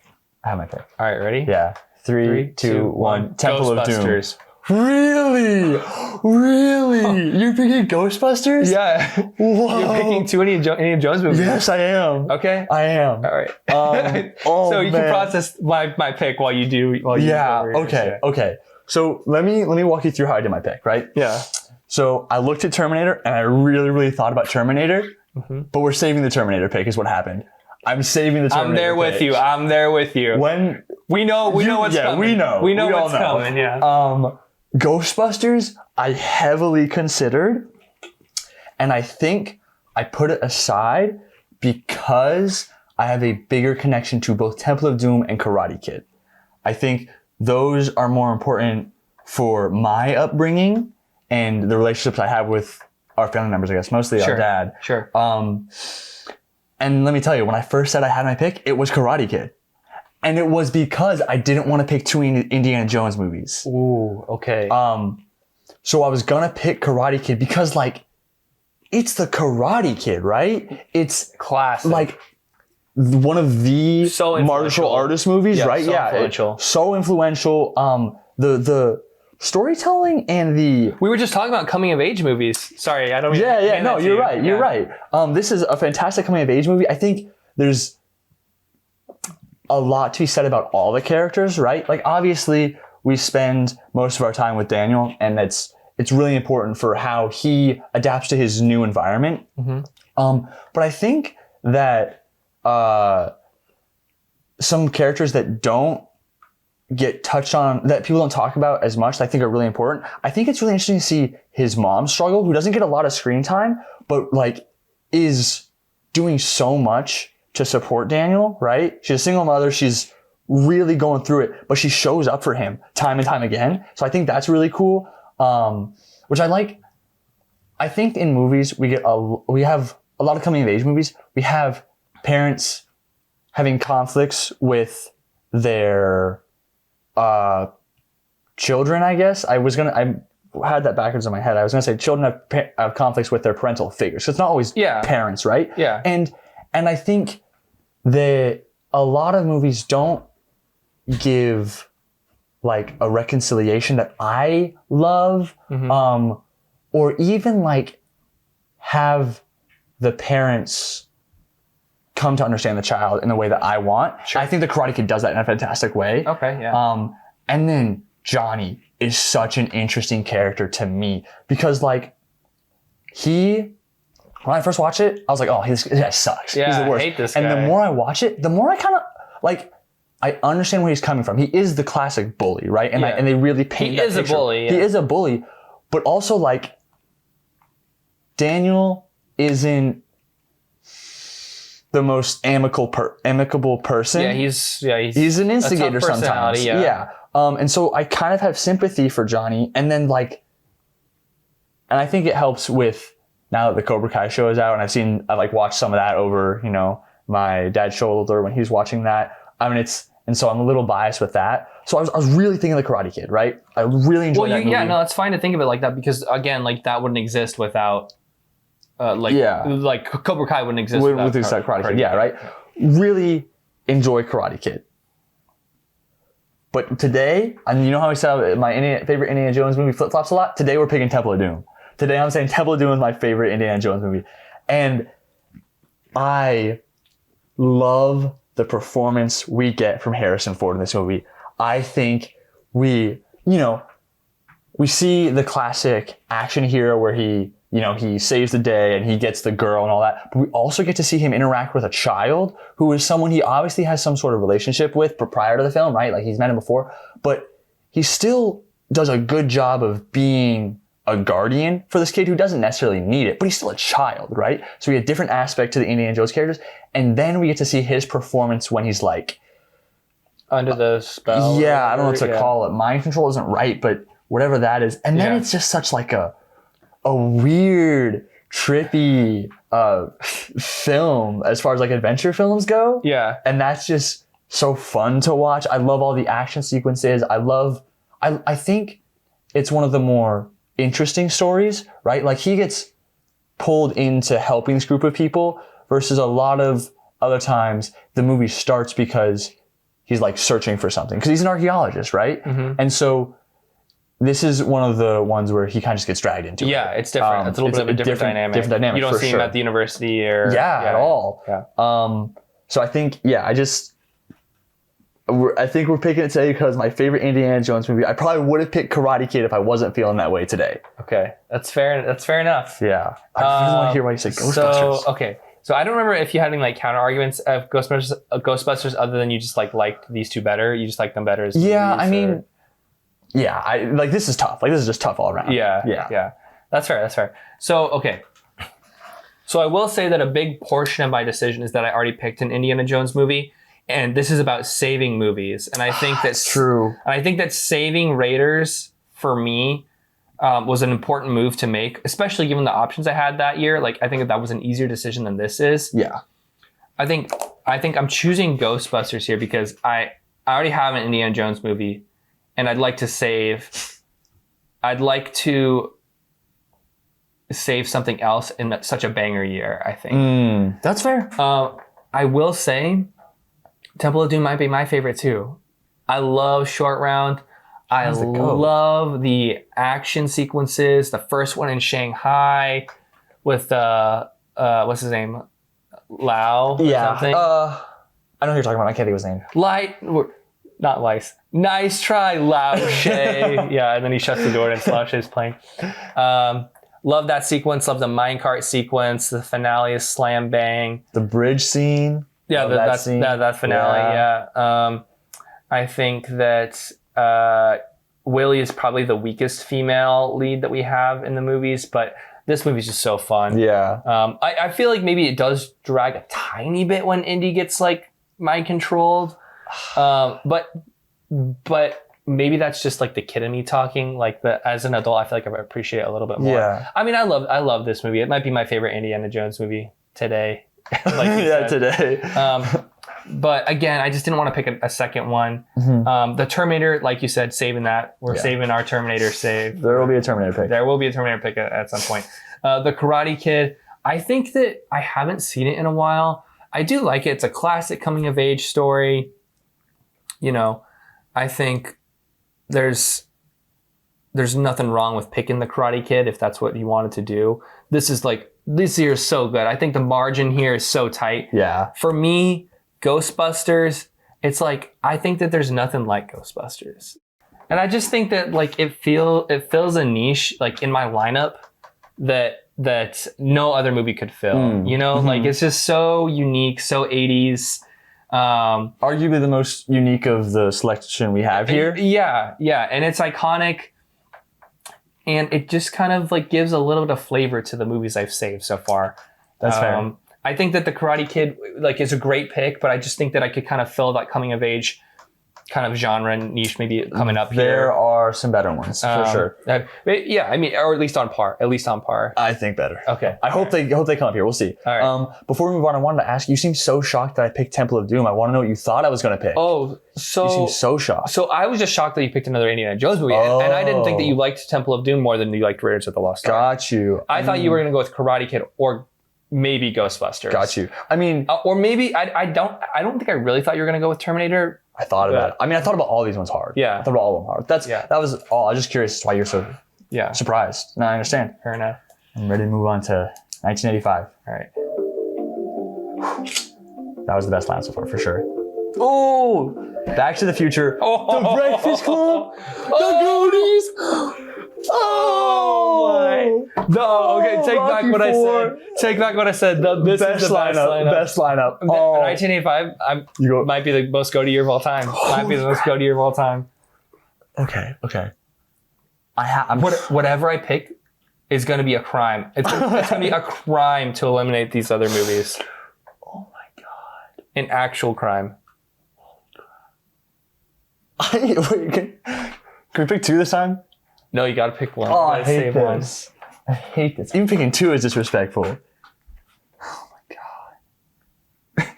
Limiting one of these is disrespectful. Like saving 3 would be terrible. Oh my god. There's no way. There's no way. I'm down. Do you have a coin? Can I flip a coin? I'm down to 2. I'm down to 2 of them. Yeah. I'm down to 2. Okay. I'm down to 2. And let me tell you this right now. I know we have different 2. I know for a fact we have different 2. Do you think both the 2 are different? Do you think? No, I think we share one. I think we share one. Okay. But I know that you're picking one that I'm not. That I am. Oh, okay. Putting aside. No, listen, I know what I'm picking. I know it, and it pains me greatly. It pains me greatly Okay, hold on. to select this option. I'm making my pick. I have my pick. Okay. Oh, this feels so wrong. Okay. All right. Are you ready? Yep. 3, 2, 1. The Goonies. Breakfast Club. Was your I thought you'd pick that. was your other option Back to the Future? Oh, between yeah. the 2? Okay, yeah, I knew those were the 2 you were picking. Yeah. I knew that was it. Yeah, Breakfast Club was my other option. Okay. For cool. sure. Oh my gosh. Am I going first this time? No. I ended, so I'll Okay, go you go first. Yeah, Thank God. Okay. First of all, the first eliminated is an amazing option. Yep. Rocky 4. Yep. Kicked it out of there. It's so fun. You get so much in there. Drago, Apollo dying. You get No Easy Way Out playing in the car as he's driving. what You a get like scene. 3 training montages. Oh. You get the epic fight at the end where like the music, 80s music with the synth. It's so climactic. It's so good. It's a little cheesy. I think that's why I had to go. The second out for me was The Goonies. I love The Goonies. It's a great adventure film. Also coming of age. It's combining those 2 kind of things together. Mm-hmm. I literally have nothing bad to say about The Goonies. Which is crazy. That's the second eliminated. I have nothing bad to say about it. It's great. The problem is, it's going up against Back to the Future and The Breakfast Club. Yeah. That's my problem. Back to the Future, one of the greatest sci-fi movies of all time. One of the greatest high school movies of all time. One of the greatest movies of all time. One of the greatest movies of all time. think about this concept. You're like, what if I could go back and meet my parents in high school? And then you get this perfectly unique plot of having Kind of weird, but yeah. Yeah, to get your parents together. It's so weird, so 80s. You get, all the charm. They almost couldn't make this movie because they had Eric Stoltz instead of Eric Stoltz was the main character instead of Michael J. Fox. Yeah. Whoa. And they shot like a good portion of the movie and they went back and reshot it. Holy. Perfect. It is a perfect. Well, yeah, it's a perfect. It's a perfect movie. I will say it's a perfect movie. It's a perfect movie. It's a perfect movie. One of the few movies that I genuinely give 10 out of 10. Yeah. Yeah. Holy. But then you have The Breakfast Club. Oh my God, The Breakfast Club. Also a perfect movie. Yeah. I mean, maybe there could be maybe some things that didn't age well, maybe some jokes or some problematic things or whatever. Yeah. Maybe you didn't have to have him look up her skirt or things like that. Yeah. But it's so perfectly captures what it's like to be a teenager, but not just in the 80s. Like every teenager can watch this movie. Yes. Even now. Yes. And know and relate to it immensely. 100%. And all the characters are so unique. It's cast so well. I think this is John Hughes' best movie, without a doubt. Yeah. Yeah. Without I'm not a going to doubt. disagree with you there. 100%. Like I can't even articulate. Like it's the fact that we're putting these movies up against each other. Like I don't know what were the filmmakers on in 1985, bro. I can't. This one right here, man. This year. This is it. Listen, I don't have a problem with any of these selections. Maybe Rocky 5, I'd be like, really, you're picking Rocky 5 over these goats, but it's still great. It's still a great movie. Rocky 4. Sorry, Rocky 4. Yeah, I'm not picking Rocky 5 over these goats. I'll be real with you guys. It's not happening. Yeah, but I mean, I'm gonna say something, and I don't even know if I truly believe it. Okay, no. I was gonna say the best ending to a movie ever. It's probably not, but one of the best endings to a movie ever is The Breakfast Club. Absolutely. Holy, like I didn't interrupt you. You just put that up, and in my opinion, you got 2 10 out of 10s here. You got a 9.5 out of 10, and you got a 9 out of 10. Yeah, that's what we have here. That's the lineup. Yeah. Go ahead. Okay, so you touched on why Rocky 4 is amazing, and I have nothing else to I'm not going to say anything else bad about Rocky 4. The reason I'm not picking it is because I've already picked 2 Rocky movies, Okay. right? Fair enough. That's the reason. And because it's up against these three, right? Mm-hmm. I'll be honest, the next one I eliminated was Back to the Future. Not because I think it's worse than these two, but I was gambling on the fact that you were going to pick it. And so we could talk about 2 movies is what I was going for, right? Is a fantastic movie, perfectly cast, perfectly acted, fantastic idea. Like, I can't say anything else that you didn't say. It's a perfect movie. So for me, it was down to The Breakfast Club and Goonies, right? Which are both coming of age movies in a sense, but it's more of like Very different situations, right? Yeah, and vibes too. Yeah, for sure. Very different casts as well. Breakfast Club is a 10 out of 10 movie. And I think I'm with you. I might say Goonies is a 10 out of 10 as well, but I don't think it's as good of a 10 out of 10 as a Breakfast Club is.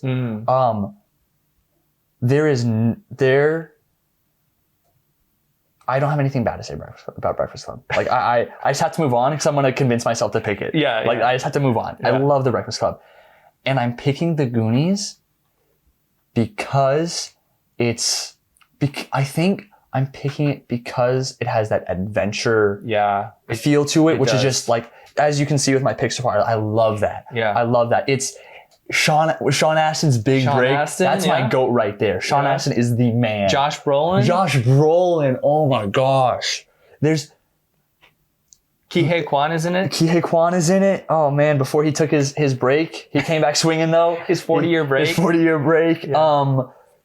I can't remember his name. Mouth, who also did Stand By Me, is fantastic. Corey Feldman. Yeah. Yes. So I think all of the actors in this movie play their role phenomenally.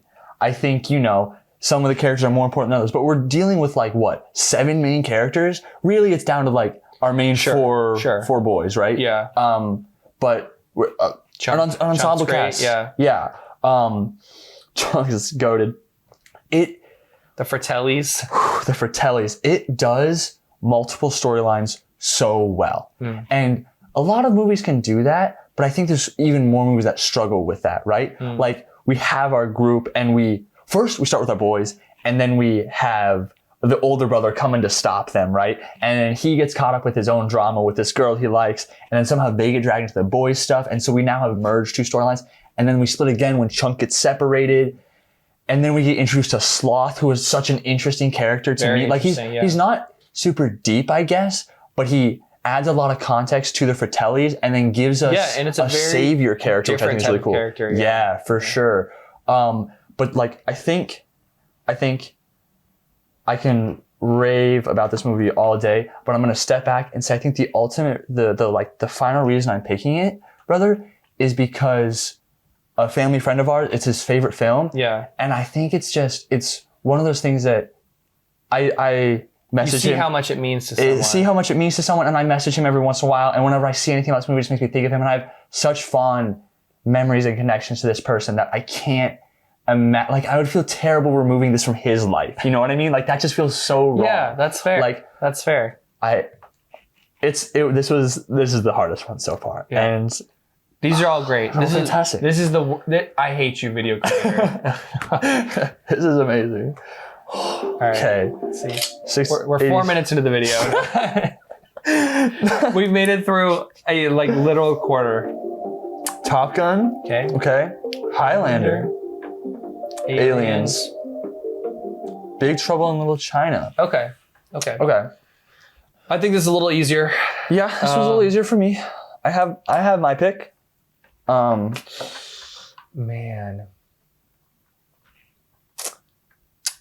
Oh yeah. Man. No, I have my pick.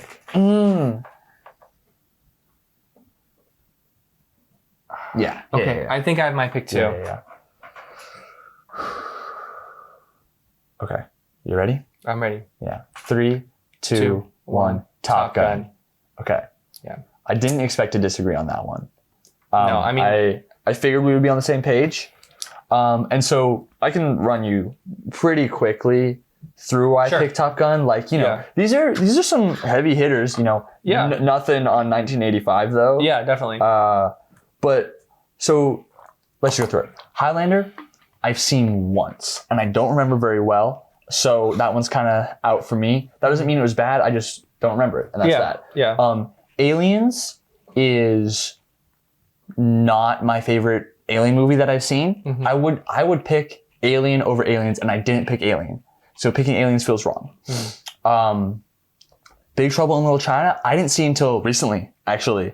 I actually haven't seen it, so. I saw it like 3 months ago for the first time, so fairly recently. Did you like it? I liked it. Yeah. And I'm not picking it because it had like a cool twist to the action genre, but it wasn't crazy different enough from any other 80s action movie. Yeah, cheesy 80s action, yeah. And it was good and it's entertaining and I like the storyline they go with. It's cool. But it's not Top Gun cool. Yeah. Like Top Gun has such cool dynamics between the characters. I think, it's maybe my favorite Tom Cruise movie. I don't know if that's true. I really like to think about that. It's young Tom Cruise, which is fantastic. Fantastic soundtrack, great action sequences, really makes you feel for all the characters, right? There's loss that happens. It's about this guy who, kind of has an ego about him and then stuff happens and he has to work through some things that I don't know if he ever thought he really would have to. It takes a character that kind of starts the movie off acting like they're above everyone and humanizes him, which I think is really cool. Top Gun is a great movie, but ultimately I'm picking it because it's just a little better than the rest of them. Gotcha. On here for me. Gotcha. That's what I'll really have to say about it. Okay. So I think that my selection here, Top Gun, is actually my least favorite of my selections so far. Like, really? Yeah. I think every movie I picked that I would choose to watch, or I would think I like better than Top Gun. I probably disagree with you because I chose Blade Runner. Fair enough. So I haven't seen Big Trouble in Little China. Highlander. I think you'd have fun with it if you chose to watch it. Yeah, I'll check it out if it comes across my desk. I think Highlander. I may have seen it. I actually don't even know if I've seen it. I can't even remember if I have. I'm sure you've seen like the first bit of it on TV or something. Yeah, I must have seen a little bit of it. I think I would like it probably. Aliens. I don't actually know if I've watched it all the way through. So I think I actually would like it a lot. I have liked what I have seen of it. Yeah. But my experience watching it was at Sci-Fi Club in high school. It was like over the course of like 5 lunches or whatever. Okay. Yeah, so, and I wasn't tough. paying attention for half of those. So I think I would like it. And I almost picked it, even though I haven't seen it all the way through. Just because that's how blah I feel about Top Gun. That's fair. I like what I said about my pick. Like it's just the best of these. It's not like I think it's a good movie. This is another one of those character-driven movies. Like it's very much about Maverick, and he's an interesting character, and he goes through an interesting journey. But again, I feel like it's one of those movies. I think maybe we've kind of touched on this before, where it's a little bit lacking in the plot department. Like the story is just kind of things happening to this character, which maybe is a little bit more true to life than like a. They have to go on some mission or crazy something. adventure. I'm not saying that I would want that from this movie. Like it's really about them training to be pilots, and then then at one point he makes a mistake and his friend dies, and it's compelling, definitely. But then at the end, it's like they have to go on this mission, and it's very satisfying as far as his character goes, and the growth of his character and his relationship with like Iceman and stuff. All the character work is great in that movie. Like that's why I picked it, right? Yeah. But I think that the end is just like, oh, now we just have this mission, and it's like this unspecified thing we have to do. It's like there's a lot of interesting character stuff in there, but I think there's not enough happening some of the time to keep me like as locked in as I would want to be. That's fair. Makes sense. That's fair. Yeah. Yeah. I mean, I'm not thrilled about this pick. I just think. Yeah. I mean, especially I think it felt the last one just felt so close that these ones I was kind of like, oh, they're here. There's some good movies, but we're just coming off of the big high. Yeah. What you gonna do? Yeah. What can we do? 1987. Let's go. All right. Let's see. RoboCop, Evil Dead 2, Predator, and The Lost Boys. Okay. Well, obviously it's down to 2 options. Yeah. Yeah. Okay, wait, I actually need a second. I do need to think about this for a minute. Oh my gosh.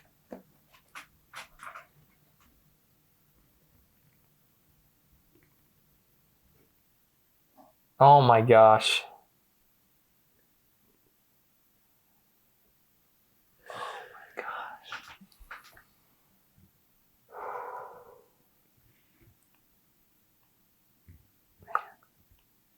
So much silence. Yeah, For sorry the- for the viewers. This is a tough one. I'm just thinking, like, this is like, it's not that these are my two most favorite movies, but these two movies, it's like so hard for me to pick They're very between them. close. Yeah. Yeah. I hope we're talking the same movies, otherwise this is gonna be weird. Yeah. Man. And how do I want to do this? I think I have my pick. I guess I have mine too. This is so sad, but it's fine. Yeah, this is a tough one. Yeah. All right. I yeah. guess I have mine. I'm committing to it. Yeah. 3, 2, 1. The Lost Boys. Yeah. Okay. Yeah. We probably have similar reasoning. Yeah. But I'll just jump Go into ahead. it. Yeah.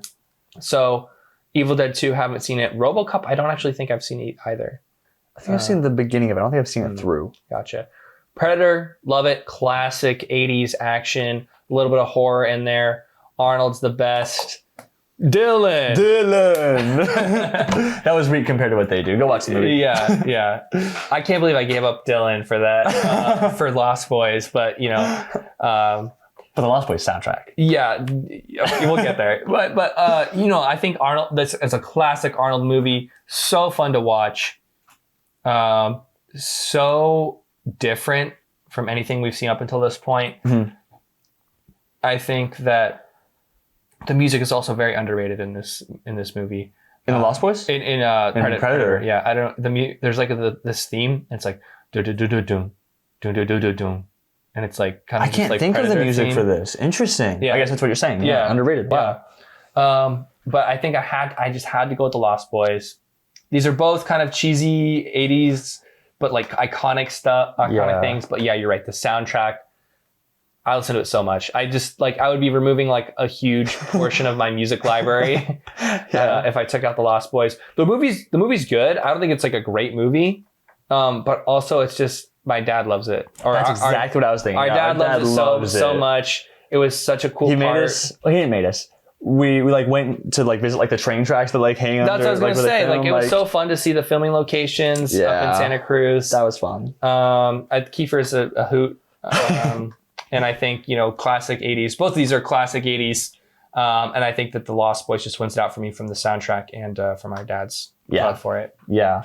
I feel like exactly what I said is probably what you're going to say. It's going to be so close. Yeah, RoboCop, don't think I've seen all the way through. Evil Dead 2, I haven't seen. So yeah, it's down to Predator and The Lost Boys for me. And I think the only like major difference between my choice and yours is that I am not like the biggest Predator series fan. But I was hesitant to get rid of Predator because it means we lose all the Predator movies, because we watched Badlands recently. Which I liked a lot. Which I love. I thought it was a phenomenal movie, really fun watch. Yeah. I'm really excited to watch animated film that came out with you. Oh, Killer of Killers. Yeah, Killer of Killers. I'm That's really a good excited for point. that one. I considered that, but maybe I didn't consider that enough. But the reason I like decided against that was because of what you said, mainly like the connection our dad has with. Like he just loves this movie. It's crazy. And I think that I know that there are better Arnold movies, and I think there are other action movies that I can watch instead of Predator. Okay. You know what I mean? That kind of fill what Predator did. Yeah. So that was less points for Lost Boys and more that I can probably go without Predator. You could live without Predator. Exactly. Yeah. Exactly. Yeah. So yeah, that one was tough, not because they're both like phenomenal, but they're just close. They are close. They're close. Yeah, they're close. But it had to be the Lost Boys. Gotcha. Yeah, for the same reasons that I said. Right? Yeah, exactly. Like, I don't really have nothing else to add. Yeah. You covered it. Okay, cool. Beetlejuice. Okay, decent. Akira. Oh man. Rain Man. I know it's big. And Die Hard. I still know it's big. Oh, this is kind of falling. Oh shoot! There you go. Thank It's you. kind of falling inside your shirt. Ooh, my bad. There you go. Thank you. Okay.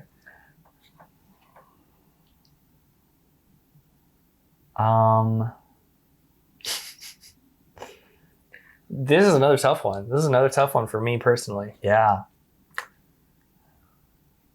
I should watch Akira. that's what I'm thinking. People love it. Yeah. I've seen the slide, and that's about it. The bike slide, that's about it. Yeah. I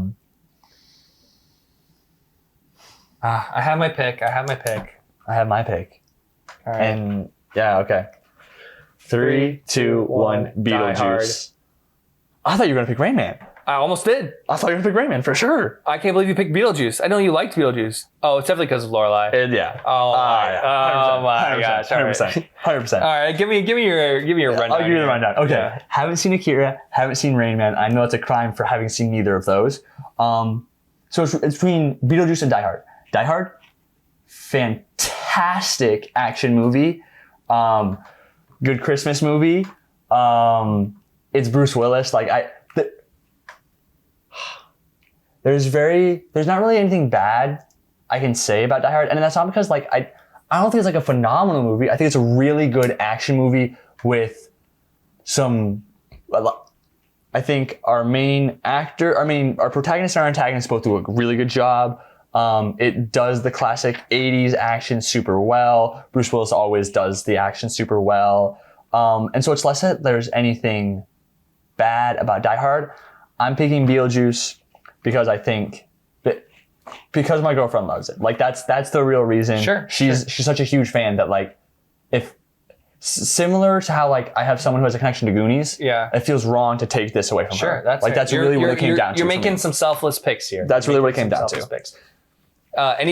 Any chance that you would would you say that you enjoy Die Hard more than Beetlejuice, or do you? Oh, I definitely enjoy Die Hard more than Beetlejuice. Beetlejuice has a couple of things that I don't like because I'm not a horror fan. I remember as a kid when he turned into a snake that traumatized me. I'm still not a fan of snakes today, and probably partially because of that, partially because of Indiana Jones as well, I'm sure.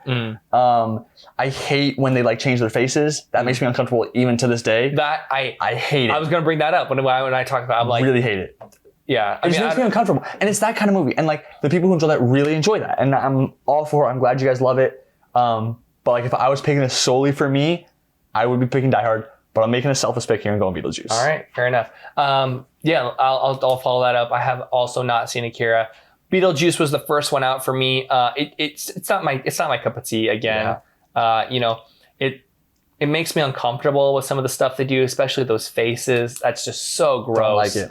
It has a lot of things that just turn me away from it, basically. Rain Man. Rain Man is one of those movies that I actually only watched recently, within the past 2 years, I think. Is that your favorite Tom Cruise movie? It might be. That was my get. When I said Top Gun was mine, I thought to myself, Connor's is Rain Man. It might be Rain Man. So the thing about Rain Man is I enjoyed the movie up until a certain point, and then about the halfway point, it kind of shifts a little bit. The dynamic between the two characters shifts a little bit, and I was like, oh, this is interesting. Okay. I want to see where they're going with this. For the first part of the movie, Tom Cruise is just a total jerk to Dustin Hoffman's character, and that's part of his journey too. They're brothers, but they don't really know each other super well. And it was one of those movies where for the first half I'm like, man, they're playing these characters well, but I don't know if this is not really enjoyable to watch. He's just a terrible guy. He's being taken advantage of. Right. And then it gets to the halfway point, and it starts to I'm like, okay, I see kind of where this is going, and I love where it ends up. I think that it is a little bit of its time, and then it has a little bit too narrow of a view of someone with autism or who is a savant. But I really like where it goes. And I also think that the casino sequence in that movie is one of my favorite sequences of all time. I love the way it's edited. I love the music that they put in there. It's definitely top 20, maybe top 10 sequences of all time for me in a movie. Yeah, for sure. That's like the only part of the movie I've actually seen. Yeah. Is that. I think it's because you showed me. Oh, it's iconic. I love it. But Die Hard, I think that as a whole, Die Hard is just a stronger movie for me. Like I think I really love that sequence in Rain Man, but I think if you look at the movie as a whole, I enjoyed Die Hard more, and I also think that that Die Hard has made like a wider impact on the action genre. Real quickly, speaking of wider impact, something I meant to say when I was talking about it that I didn't, because it's like not really that important, but I think it's funny. A fantastic TV show is Brooklyn Nine-Nine, and one of those characters like loses one of his key things that Die Hard doesn't exist. So that was Jake Peralta's like one of his big things is he loves Die Hard. Like he wants to be Bruce Willis' character. John Like, McClane. yeah, like that's his guy right there. And so I did think about that when I was choosing here, just because I love Brooklyn Nine-Nine so much. Yeah. I was like thinking about the bigger impact the movie has made, and that came to mind. I just want to throw that out there because you were talking about its impact. I think it just has such a cultural impact. The debate about whether it's a Christmas movie is proof of that. I think that it has like a lot of iconic moments. Make fists with your toes, you know, like Alan Rickman is a great villain. The cop, I forget his name. I don't know his name. The cop's a great character. The limo driver is a great character. Yeah, he's good. And I think it's just a good 80s action movie, but it's not as cheesy as a lot of 80s action movies. That's fair. It's like it takes that action to a new level. Yeah. A more I don't want to say mature, but a more like intense level, you know? Yeah. But it's fun, but it's also, you feel the stakes and the tension. Yeah. I love that it all takes place in one building. Love those types of movies. So That's why I picked Die Hard. Yeah. Okay, absolutely. And I don't blame you for that one. All right, let's go ahead and jump on 1989. Back to the Future Part 2. Back to the Future Part 2. Batman. Bill and Ted's Excellent Adventure. Indiana Jones and the Last Crusade. Another banger year, I must say. Another banger year. I must say. I like what I'm looking at. I like what I'm looking at too. I think I have my pick. I think I have my pick. You ready? Yep.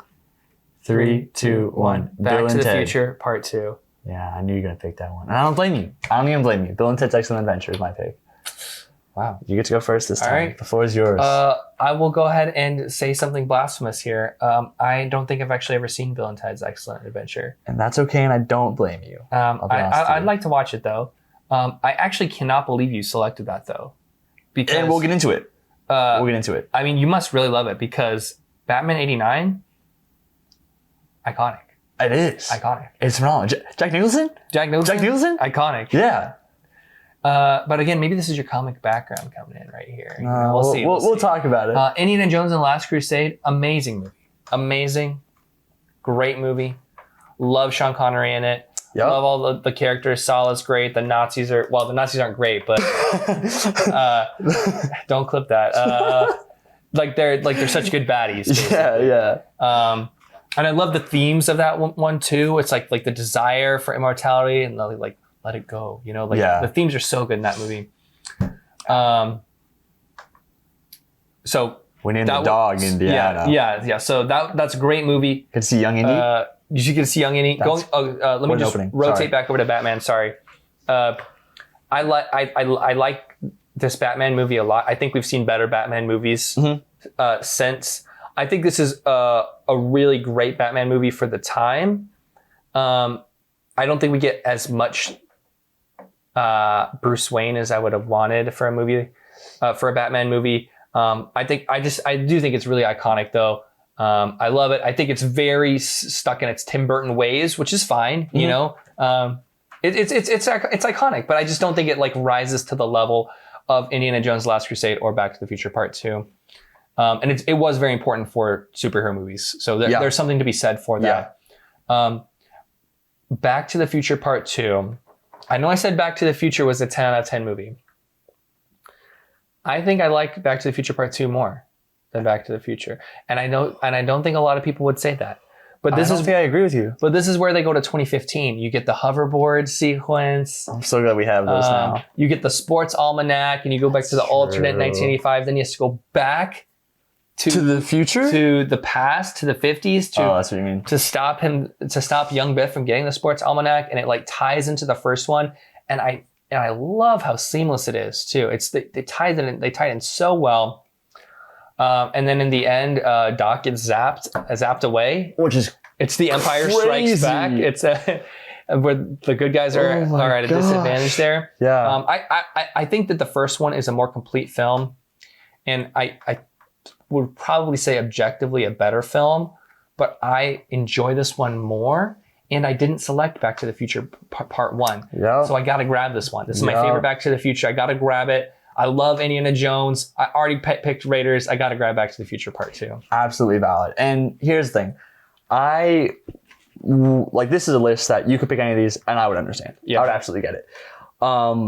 Didn't pick Last Crusade. Mm-hmm. I really love that one, but I already picked 2 Indiana Jones movies. Yeah, there you go. Yeah. Sorry, Last Crusade. Yeah, it sucks that you were the last one to come. Too. Yeah, it's when we were talking about the first about Raiders. Yeah, I thought about this one. I was like, oh, this one's my favorite. And then we got Temple of Doom, and I was like, oh, nah, today it's Temple of Doom. Yeah. So yeah, fantastic, but just that one has to be set aside. Back to the Future Part 2 is a really, really good movie, and I don't really have anything else to say on that one that's different from what you said. But what I will say is I didn't pick the Back to the Future Part 1 or the first Back to the Future, right? Which again, that's because of the lineup it had, right? Like that. Right. Like, that was a perfect. Yeah, year. that was fantastic. But having not picked that, it doesn't make sense to me to pick the Part 2. Okay. You know what I mean? Yeah, fair enough. So it really came down to Batman and Bill and Ted's Excellent Adventure. And I'm just going to come out with it. I picked Bill and Ted for the exact same reason I picked Beetlejuice. And this will be the last time. Now that we're going to get into the Because someone 90s, else likes it? Because it's my girlfriend's like top 5 movies. Oh, really? Genuinely, she loves it so much. Really? And I've seen it a couple times, and it's really good, and it's really funny, and Yeah. I love Keanu Reeves, right? Like, I'm just a Keanu Reeves fan, too. Oh, yeah. That's cool, Yeah. right? But yeah, I'm picking this one for someone else as well. Okay, fair enough. And that should be the last time I'm picking one for her. She's a big fan of older movies, so Yeah. we're gonna get into the 2000s, and we won't even touch Sounds it like again, she I has promise exquisite taste. you. Yeah. Except for Beetlejuice. Sorry. I'm sorry. I don't blame you for that one. I really like Bill and Ted. If it was for me, I'm picking Batman. I'm picking Batman 89 because I think it's more important for the superhero genre that we had today than Superman is. Sure, that's a valid opinion. Jack Nicholson is phenomenal. Michael Keaton is not even in my top 2. He might be the third best. No. Who? He's probably my third favorite Batman. Okay. He's my third favorite Batman. He's better than Batfleck. Yeah, that was my hesitation. Yeah. That was my hesitation, but he's my third favorite Batman, right? So he's not even the best Batman. He does a good job. It's a good movie. It really nails what Batman was before like 93, I think, is when he starts to shift to the like darker thing that we kind of see in the Batman and in the Dark Knight trilogy. I also didn't pick it because there are Batman movies that are better. Sure. So I'm kind of hoping we'll get some of those, and I'll pick a Batman movie later on. Okay. Yeah. But it's also like it encapsulates what Batman was at the time, and I like other things from my Batman. We've talked about this on previous episodes of the podcast. What I really like from Batman, and this isn't quite that, but it's a good movie. But ultimately, picking Bill and Ted for someone else. Great Joker stuff though. It does. It really does. But yeah. This should be the last time I'm picking one for her. Yeah. In theory, I don't know what movies they're gonna throw at me. Okay. I saw recently that Lego recreated like the museum scene. Did they? Yeah. So you should look that up. Okay. I didn't know about that. That's cool. Yeah. That's really neat. 1990. Into the 90s. Edward Scissorhands. Okay. Goodfellas. Pretty Woman. Home Alone. All right, if you pick Edward Scissorhands for Lorelai, no, I'm kidding. I thought about it. Yeah. Tim Burton went back to back to back. Beetlejuice, Batman, and then Edward Scissorhands. That's crazy. Yeah. Wow. Okay, you ready? Yeah, I'm ready. 3, 2, 1, Home Alone. Okay, so this one is an easy pick for me for a couple reasons. One, Home Alone might be my favorite Christmas movie. I'm struggling to think of other Christmas movies right now, but I really enjoy Home Alone. It's up there. It's such a unique premise, right? A kid gets left home alone on Christmas, stops a robbery on his own, and then the the ending to me is so iconic. Like his mom comes home and is so grateful. And then she like went through all this work to get back to him. And then her family who stayed behind comes in like 30 seconds later. And I think it's hilarious. Yeah. But yeah, all the actors do a good job. Macaulay Culkin, you know, everyone knows as a child, he nailed all his roles, right? Yeah. I love, I can't think of his name. I think of him as Uncle Buck. What's actually his name? John Candy? John Candy, yeah. John Candy is such a good, like... addition? What's... like a cameo character? role. That's so cool. I love him in that. You know, even the characters who don't get a lot of screen time, I think are pretty interesting. Like Buzz is a cool... has a cool relationship with Kevin. Most of the characters have some defining feature, right? There's like 20 something of them in the family in my head. I don't know if that's accurate. And they all have like some kind of gimmick, right? Yeah. But ultimately, it's Kevin's movie. He nailed it. He does a good job.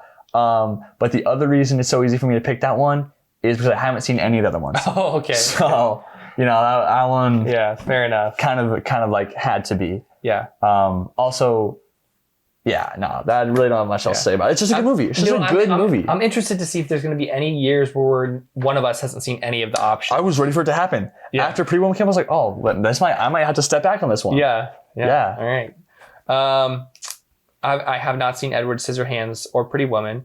I think I would check out Pretty Woman though. It seems like an interesting rom-com. Edward Scissorhands, maybe if someone like give me like serve it to me on a platter maybe. It doesn't seem like my kind of movie. No, yeah, I agree. I have seen Goodfellas. I do like Goodfellas a lot actually. It's a great little gangster movie. Very stylistic, super fast, witty, New York style. Great Martin Scorsese movie if you want to start watching any of those. But you know, I don't. The music, sorry. Sorry. Yeah. No, you're right. I think Goodfellas may be my favorite Martin Scorsese movie. Is that to say you're... Oh, wait, you did pick him. You did pick Yeah, I didn't pick Taxi Driver. Didn't? No. But like his other movies that I've seen, The Departed, Wolf of Wall Street, like I like those. But I think that Goodfellas is like the best of his like type of genre for me. But I can't not pick Home Alone. Yeah. You know? Because like you can't dislike Home Alone. Like even people who like try and say stuff like, oh, Kevin is like such a menace, or they'll say like, oh, his family, how did they leave him behind? Like they can't believe it. First of all, do you want the movie to happen or not? Yeah. That's the premise. Like, and it's believable in my opinion, especially for the 90s. Like today, that wouldn't really happen. Yeah. But you know, I think those complaints are a bit silly. I think that this movie captures the Christmas spirit better than any other movie out there. I think that you watch this movie and you feel like this is like it's Christmas. Like not only the environment, how it looks, the snow, the decorations, everything, but the whole like vibe, like where he's like, you know, he misses his family. That's what Christmas is about, right? Spending time with your family. I mean, you could get into like, you know, the religious aspects of Christmas, but I'm just saying like it's for the season, the holiday season. Yeah, right? Holiday season, yeah. The music is so Christmassy and so like charming. I mean, you said all these great things about it that I agree with, but I just think that like you rewatch Home Alone every year and it never gets old. Yeah. It's like you put it on, November, December rolls around, you put it on and you're like, I'm excited for Christmas, you know? And you see like the humor's there, the wacky characters, they're all there. I think that this is a great example of 90s filmmaking coming together.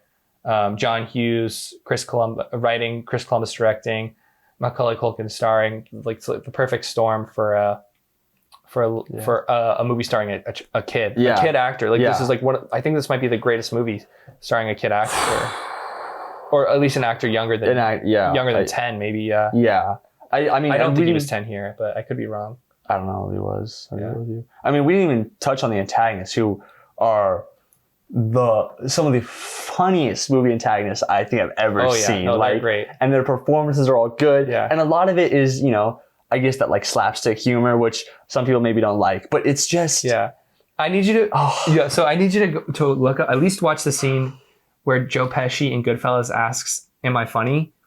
Because it's just so funny seeing that he acted in this movie and this movie in the same, and Home Alone and crazy. Goodfellas in the same year. I wasn't even paying close attention to see that he was in Goodfellas there. Yeah. Oh, wow. Yeah, because That's he's wild. like such a scary gangster in that one, that Okay. he's like this like goofy bad guy here. Yeah. Yeah.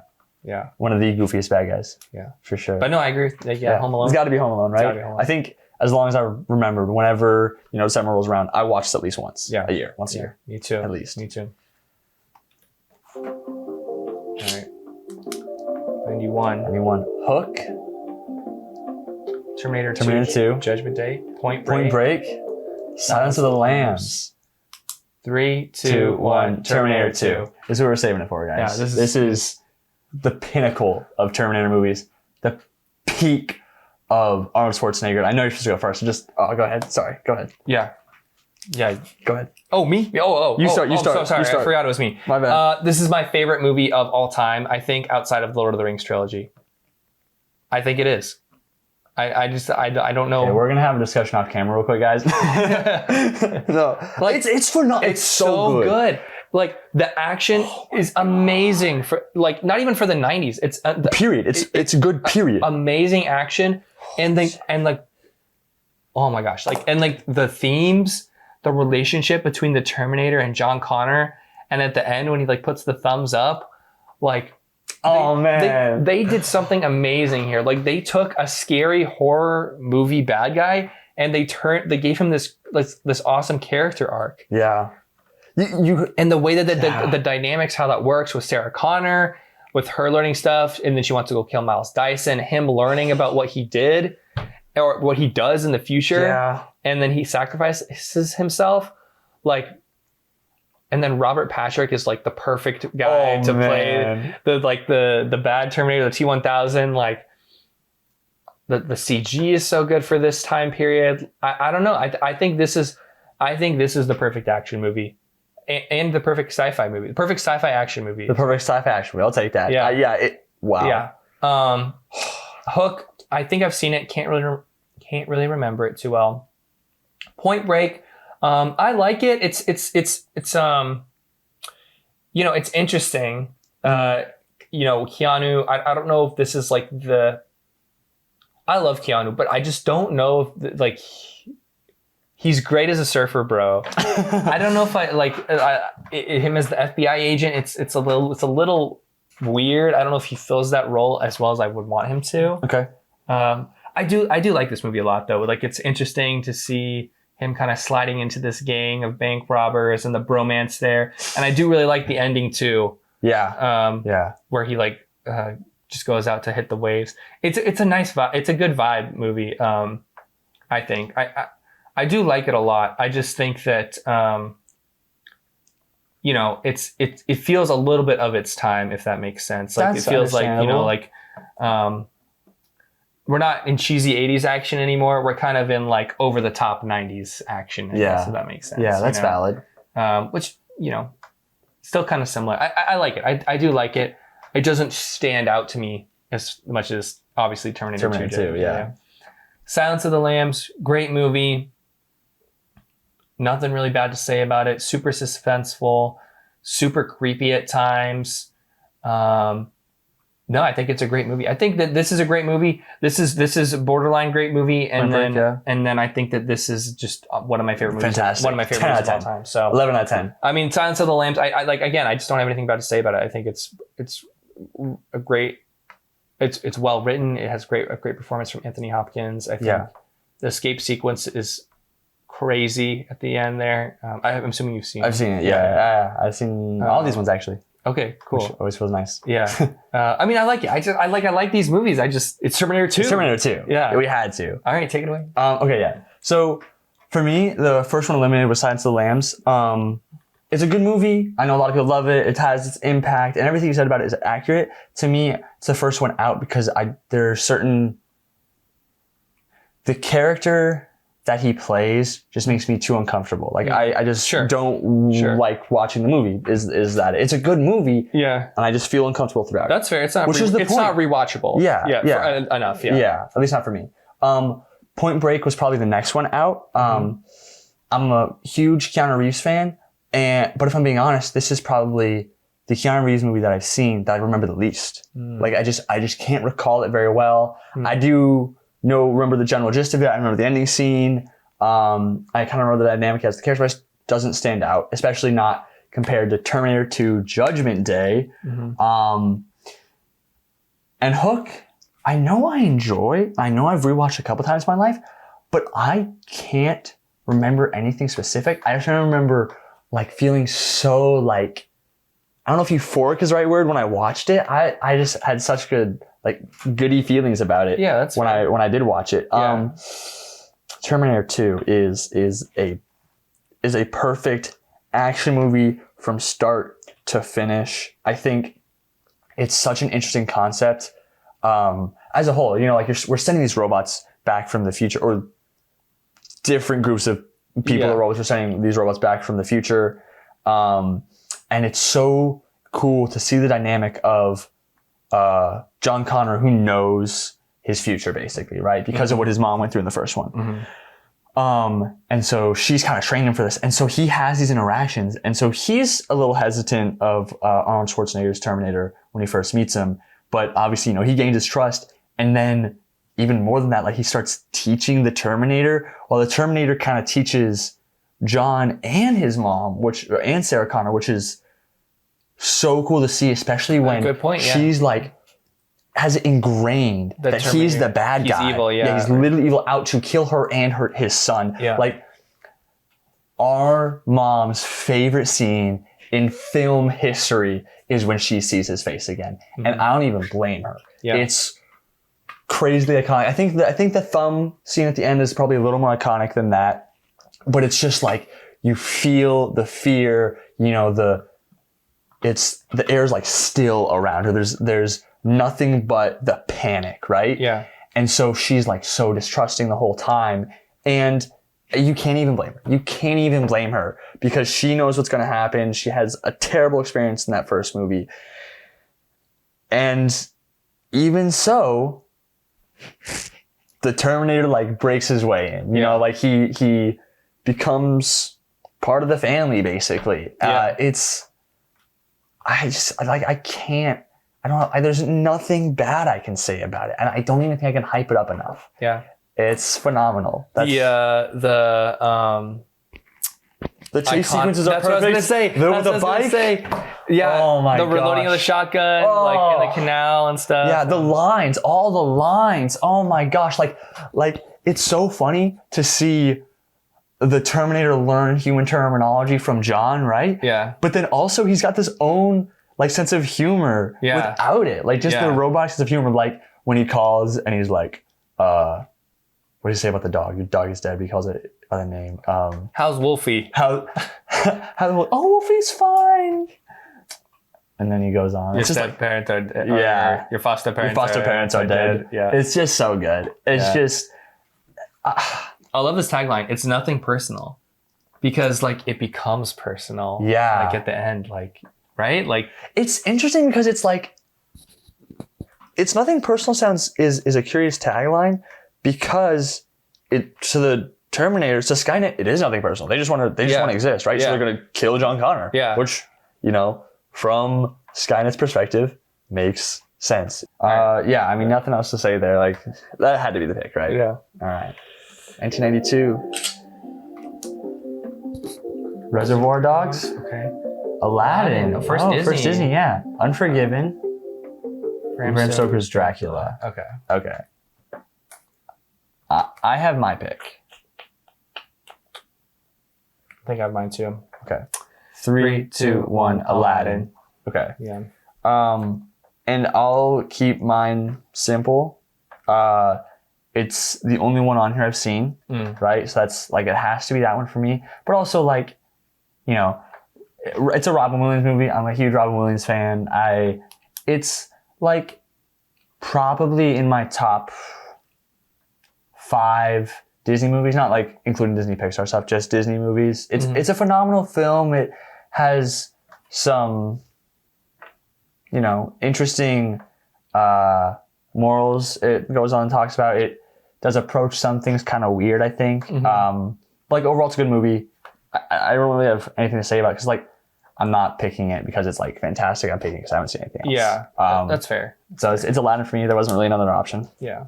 For me, I haven't seen two of these, Unforgiven or Bram Stoker's Dracula. I have seen Reservoir Dogs and Aladdin, obviously.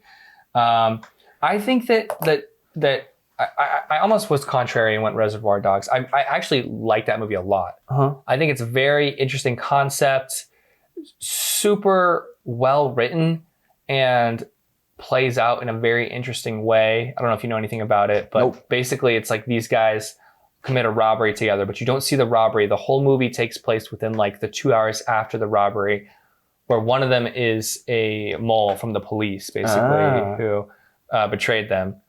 What was I saying? Oh, Reservoir Dogs. Yeah. So it takes place on this like 2 hour segment after the bank robbery. And it's because one of them was a mole for the police, basically.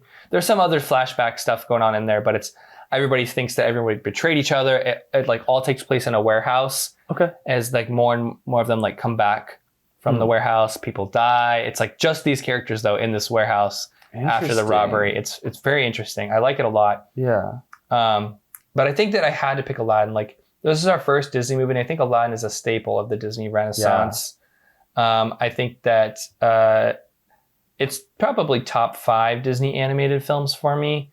I'd probably number 5, I would say. Yeah. I don't think it's higher than that. I almost said top 3, but there are definitely more movies above it. Yeah, I agree with everything you said. There's a few things that could be problematic. I do like how it approaches a lot of stuff. It is about,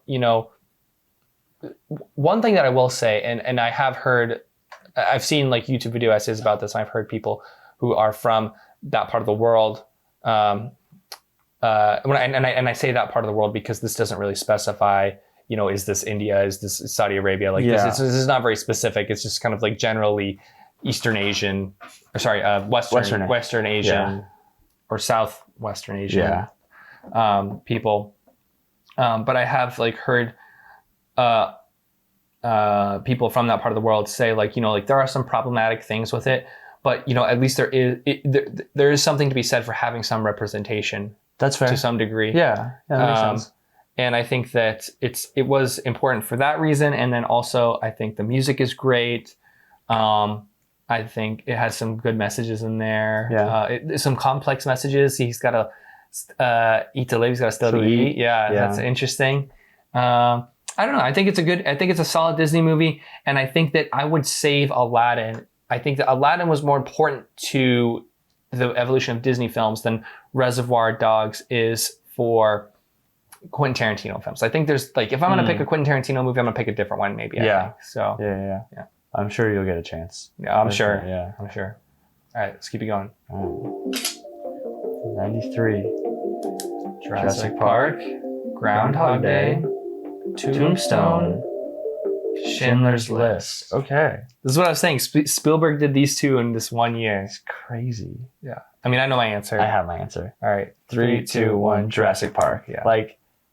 Go ahead. You start this one. Yeah. Okay. So I think I have seen all of these. I do not really remember Tombstone. I know people love it. I've seen Schindler's List once. Very important movie. Really diving into a lot of the Holocaust stuff and Oskar Schindler and the true story there. Very stylistic, very emotional, very impactful. I think that would have been my second pick. Groundhog Day, also iconic, comedy, Bill Murray. His character is very unlikable at the beginning, but that's part of his whole arc, I guess. By the end, he's redeemed himself. I think that it's the classic time loop movie that started all the time loop movies. It's a great comedy. It's a classic movie, but I don't think that it has had the impact both inside the movie itself and culturally that either of those Steven Spielberg movies here have. I think I've picked at least 3 Steven Spielberg. I know I'm just adjusting mine, but you can adjust yours if you want. No, it's okay. I just felt it on my neck. Steven Spielberg movies. I think it's at least my third one. I think just 3 actually: Jaws, E.T., and then Jurassic Park so far. But Jurassic Park, I think, is my pick because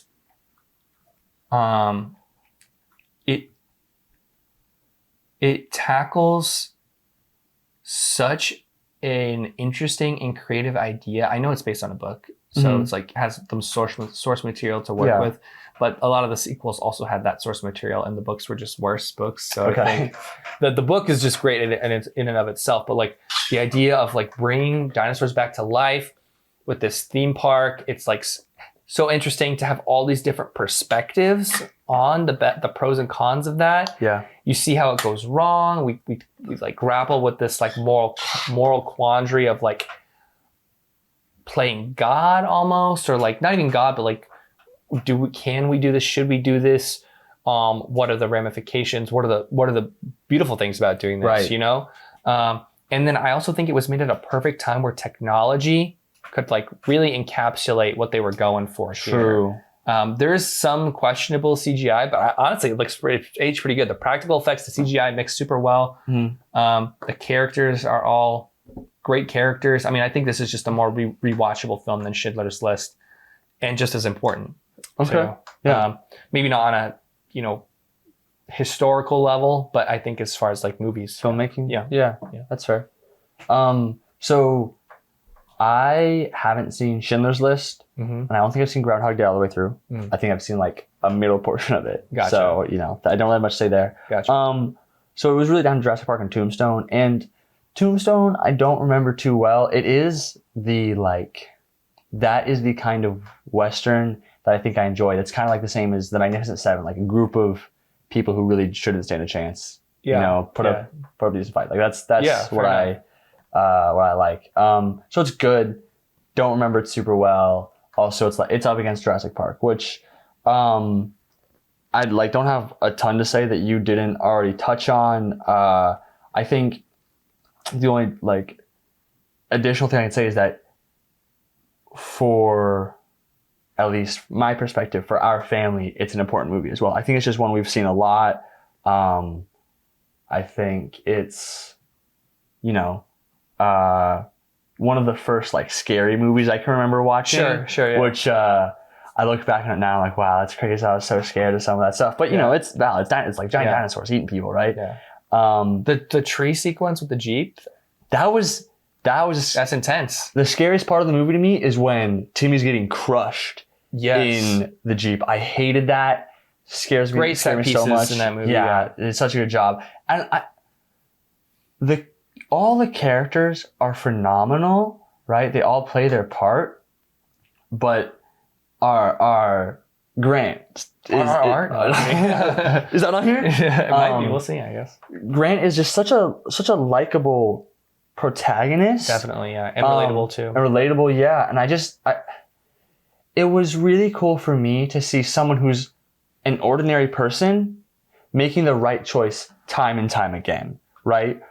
And we kind of see the opposite of that with Dennis Nedry, is that his name? Mm-hmm. Who, again, normal person, and he just makes the wrong decision over and over again, and we see him get his comeuppance. Yeah. Right? Yeah. And so I like when a movie takes a normal person, someone who isn't extraordinary in any way, and just make them a good person, make them make the right decisions. Yeah. Definitely. So I think that's the only other thing I would add on to that you haven't said. Yeah, no, that's a great addition. I think that we're in agreement here. Yeah, it's got to be Jurassic Park. It's got to be Jurassic Park. Come on. Got to save it. 94. All right, 94. Shawshank, Pulp Fiction, Forrest Gump, The Lion King. Oh my God. All right. I think this is the second most banger year we've seen so far. Yeah. In my opinion. Yeah. Yeah, this is really solid. I know my pick. I don't have a hard time making this decision, but I at least like all these movies. I love 3 of them. So. Oh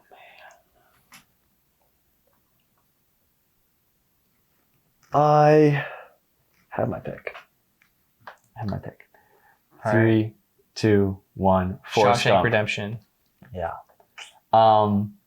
I knew you were gonna pick Shawshank. Mm-hmm. I haven't seen Pulp Fiction. Mm-hmm. I'll be totally honest with everyone. Mm-hmm. So that one was out immediately, and then the next one I actually got rid of was Lion King. Not because it's like miles worse than Shawshank and Forrest Gump. I really do like Lion King. It's super important for Disney. It's got a really interesting take on a coming of age story. Sure. I think it's a unique story in the way that, you know, where watching animals go through struggles that we normally watch a human go through. Yeah. So it was really down to Shawshank and Forrest Gump for me, not because of Lion King's shortcomings, just because Forrest Gump and Shawshank are so much better. Yeah. Yeah. I don't remember Shawshank Redemption super well, but I know I really enjoy it. I know there's a lot going on there. I knew you were going to pick it, so I don't have to worry about talking about it too much. Got it. I know I enjoyed it. I don't remember much, so that was kind of just there. Forrest Gump is a phenomenal movie. Tom Hanks is a phenomenal actor. Yep. It's such a cool, long-running story. You know what I mean? Like, we see him from the very beginning, and we see him as a kid up until he has his own kid. Yeah. And it's just so interesting to see someone's life, and such a unique life across this time period, and see all the people he interacts with and the things he comes into contact with, I guess. Like, you know, he goes to war, he plays ping pong, he meets Elvis. Yeah. He eventually has a shrimp company, right, for Bubba, right? Because Bubba's gone. He reconnects with Lieutenant Dan. Yep. And it's the way in which they choose to tell the story is so interesting, because I didn't realize the first time I watched it for sure that it's him telling the story to the different people on the bench, right? Yeah. He's sitting here waiting for a bus to go see Jenny again, who it's been so long since he's seen her, and he could have run there in a couple of minutes, right? Yeah. Which is so funny because we see him run like over and over and over again, right? Yeah. And so it's strange to think that like that wasn't the first thing he did. Right. And it's just such a cool way to tell a story that even though it's like technically all flashbacks, it doesn't feel like it. It's such a like a you know, you feel complete for him. Picture. It's a complete picture. You get the lows, you get the highs. It's probably like a 9 out of 10 for me, 9.5 out of 10. Mm-hmm. It's phenomenal. I think all the actors do a good job. I like how they have him. They change history a little bit. They have him influence a couple things, you know, right? Yeah. Things that he didn't. Yeah. He's not a real person, right? So it didn't actually happen. It just makes me happy. It's so rewatchable. It puts a smile on my face, and you know, sometimes a tear wells up in my eye every once in a while. That's fair. It's just such a good movie. I just love it so much. Yeah. No, I don't have any problem with Forrest Gump being your pick. I think that would have been my second choice for sure. Pulp Fiction would have been my last choice. I know a lot of people love it, but for me, Pulp Fiction is just, I don't know. I don't like the way that a lot of the like stuff comes off in Quentin Tarantino. Sorry, I'm probably mumbling with my hands over my mouth there, but the way that a lot of Quentin Tarantino stuff comes off in the early 90s, I think, is like a little bit like, it's very violent, but it's supposed to be played in this kind of like shocking, maybe irreverent way. Think like Deadpool or something. But I just know this is kind of the opposite of what you said about a lot of these movies, that you're picking it for someone else. Mm-hmm. I immediately disqualified Pulp Fiction just because our mom dislikes it so much. Just because it like hit her personally. Like some of the violence there feels like it's too visceral. It's too close to home for some of her real life stuff, you know? Yeah. So I think that, you know, when I watch it, that's something I take into consideration. Mm-hmm. I think it's a good movie still, but I don't think it's best movie of all time or whatever, like a lot of people think. Right.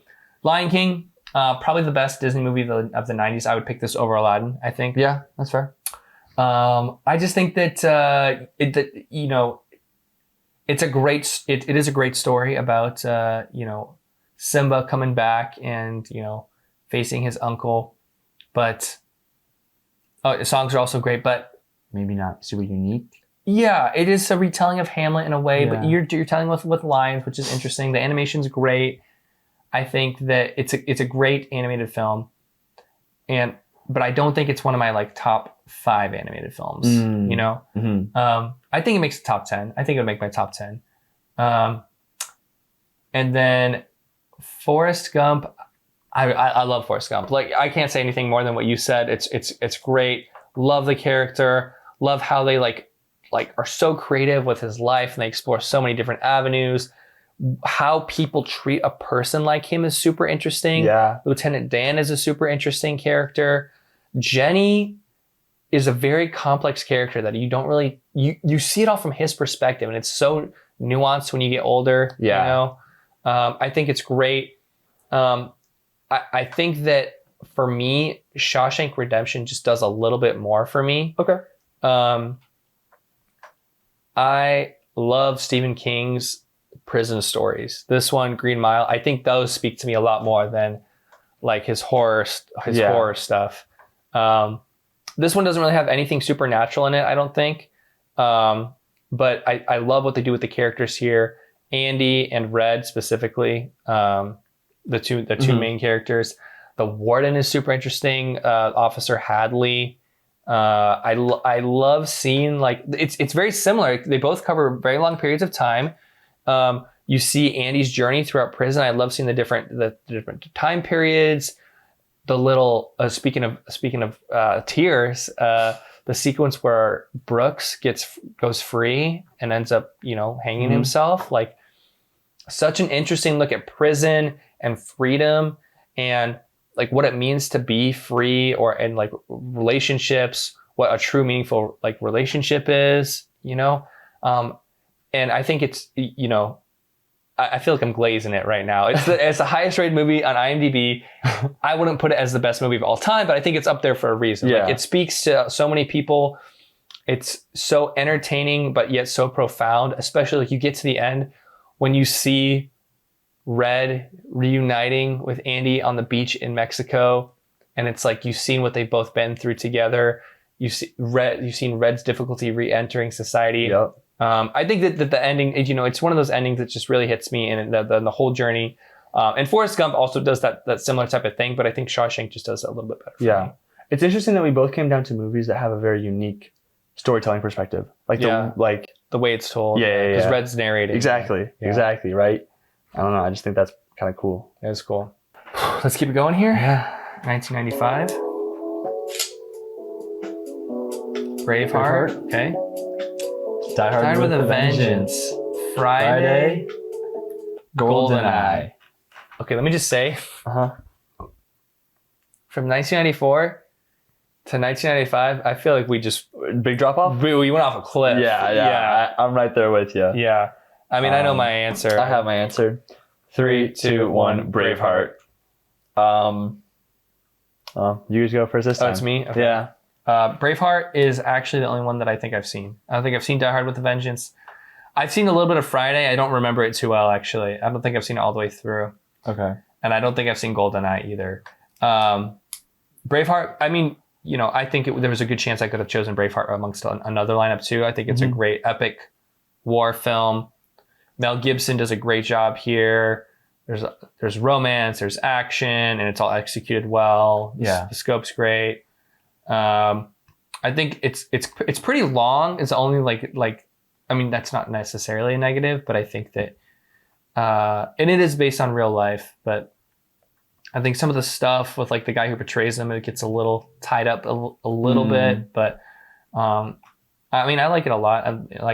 He gets quartered at the end and he's yelling freedom. Yeah, that's awesome. There's some pretty sick. great moments in the movie. I think it's a solid movie. Yeah. Yeah. I don't have too much else to say about it, I guess. I mean, I'm in the same boat. I haven't seen any of the other ones of these. I haven't seen the other 3. Wow, why'd I say it so weird? So yeah, my only option was really Braveheart. I like it. Like, it's okay. Like, I'm not in love with it. I know, like, I might pick it over some other things simply because, like, our dad likes it. He's a huge fan. So I guess we have that, like, little connection. Like, it'd be messed up to get rid of that for him, you know? Mm-hmm. But I just haven't seen the other ones. That's fair. So it had to be Braveheart. Yeah, that's fair. All right, moving on then from that 96, one. let's pick it up, come on. Yeah, beginning- okay. Oh, it did. Independence Day. Happy Gilmore. Okay, nice. Mission Impossible. Train Spotting. Trainspotting. Okay. So there's okay. This has picked it up a little bit, Hmm. I think. Yeah. I have my pick.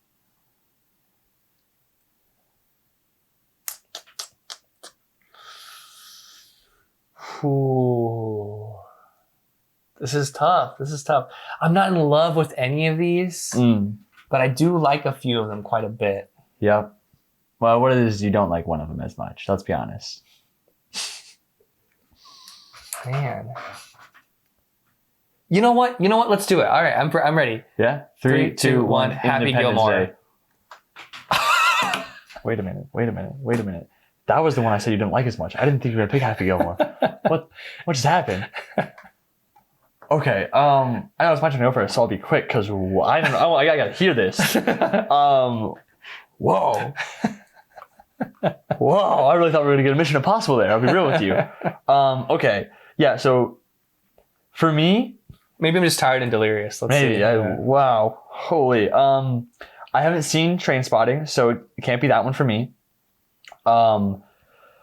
Mission Impossible, I don't remember it too well. I haven't seen all of them. I haven't seen the most recent couple, I don't think. I do know that there are some that kind of sit in the middle towards the end of the series that I like better.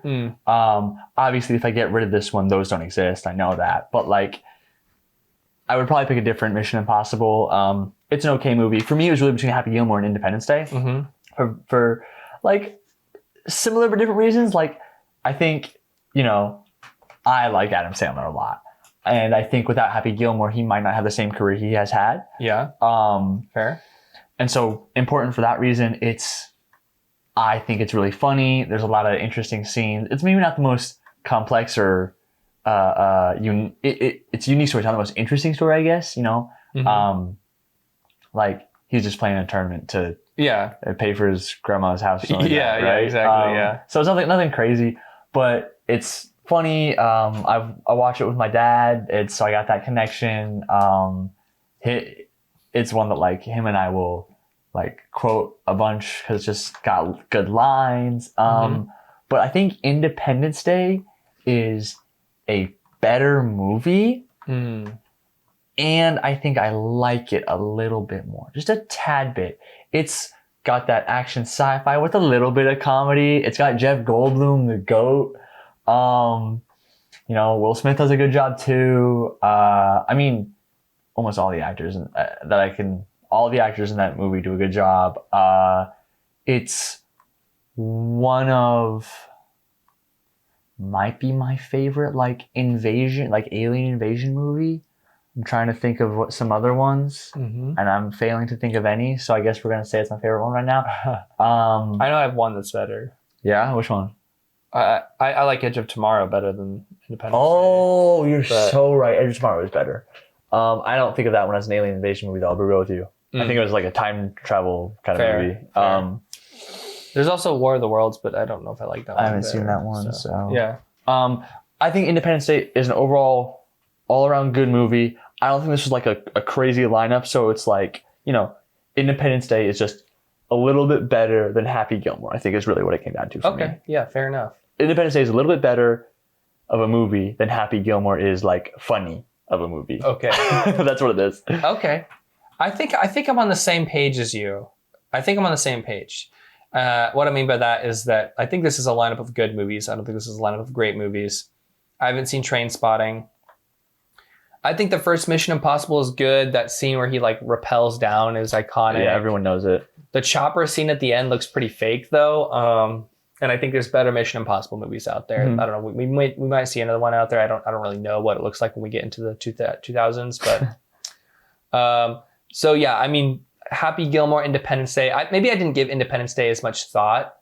I think what I really wanted to do here was I wanted to grab a comedy that I liked for my lineup. And I do like Happy Gilmore.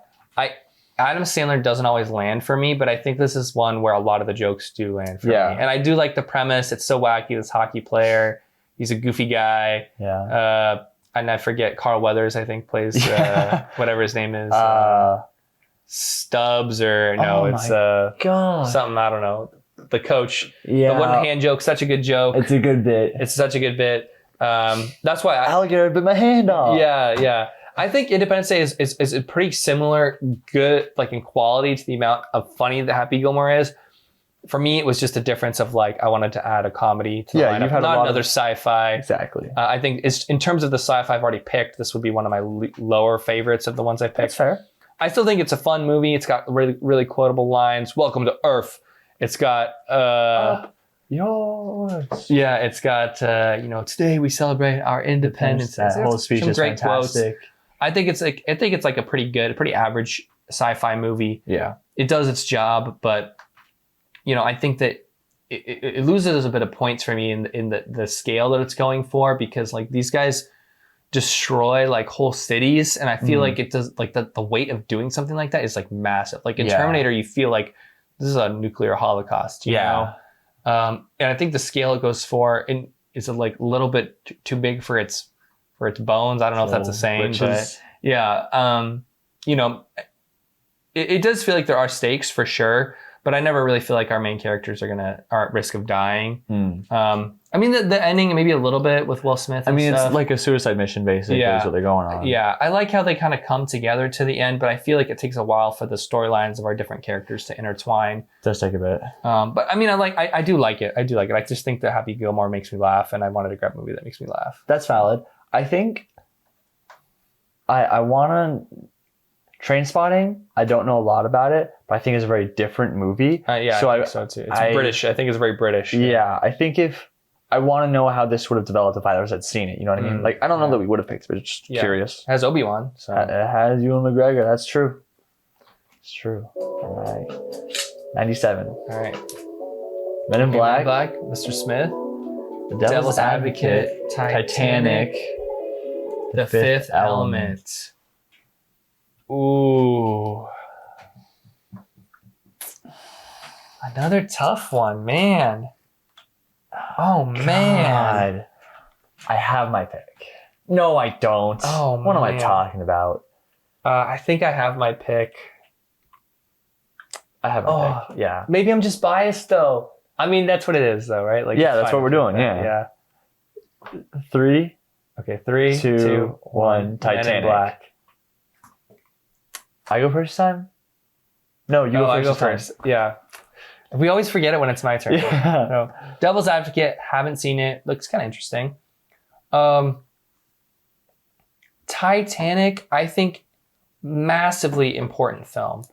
The scale, like what they were able to do with that, turning this like real event into like this like love story. Yeah. Great accomplishment, very impactful culturally. Mm-hmm. I almost went with it because of that. Yeah. Just because of the cultural impact. I don't think it's my preferred. It's probably, I would prefer to watch Men in Black and The Fifth Element over Titanic. That's valid. And I agree with you. I do think Titanic was really important, and it did pave the way for Avatar, for James Cameron to make Avatar, which is interesting. But I just think I would rather pick one of the two sci-fi movies. I'm a sci-fi sucker, you know. I can't, you know, it's just. Also, why does Jack have to die? Just scoot over, you know, like. Yeah. Whatever.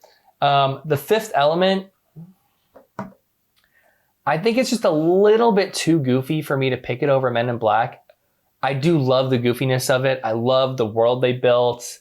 I think the aliens just look like a little too fake. Like they look more real in Men in Black, for example. You know.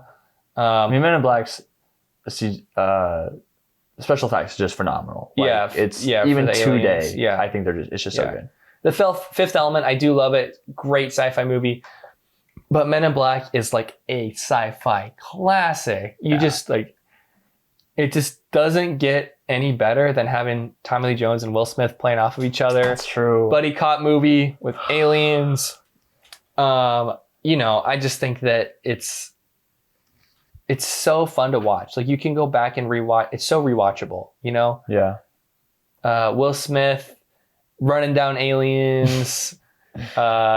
Tommy Lee Jones jumping inside the cockroach's belly. Ooh, yeah, you know, gross. it's so it's really fun, and I think that the whole thing with like the galaxy on Orion's belt, it's like, it's a little cheesy, but I think that it really works for the world they're trying to build. I like it, yeah. I don't know. I like it. I think pretty much everything you said between The Fifth Element and Men in Black led me to having it be between Men in Black and Titanic for myself. Like, I haven't seen Devil's Advocate. Fifth Element, I enjoy. Definitely don't remember as well as Men in Black. I've seen Men in Black probably like a dozen times in my life. Maybe not that many, but a lot. Yeah. Seen the Fifth Element like twice. But the exact, like, what you were saying about Titanic, about like its importance specifically for James Cameron, and I also think for DiCaprio. I think very important for his career. Yeah, good point. Yeah. Which he's got a very interesting career to follow, right? Like it's, and I think the James Cameron point is probably a little more important for me than it is for you. Like, I'm a bigger Avatar lover than you are, for sure. I think you're an Avatar enjoyer and I'm an Avatar lover. Yeah. Men in Black is so good. And if I'm being honest with you, I think this is the first time that you've talked me out of a pick. Because last time you were saying how you picked so many sci-fi movies, and I was like, man, I really want to pick Men in Black. I love Men in Black. It's so funny. It's such a good movie. It's better than Titanic. I'm going to watch Men in Black over any of these movies for sure. How many sci-fi movies have I picked? Yeah. Is really what happened. I mean, Titanic's not a bad pick. I won't knock you for picking Titanic. Let me tell you, I'm not watching Titanic. Like, that's just like...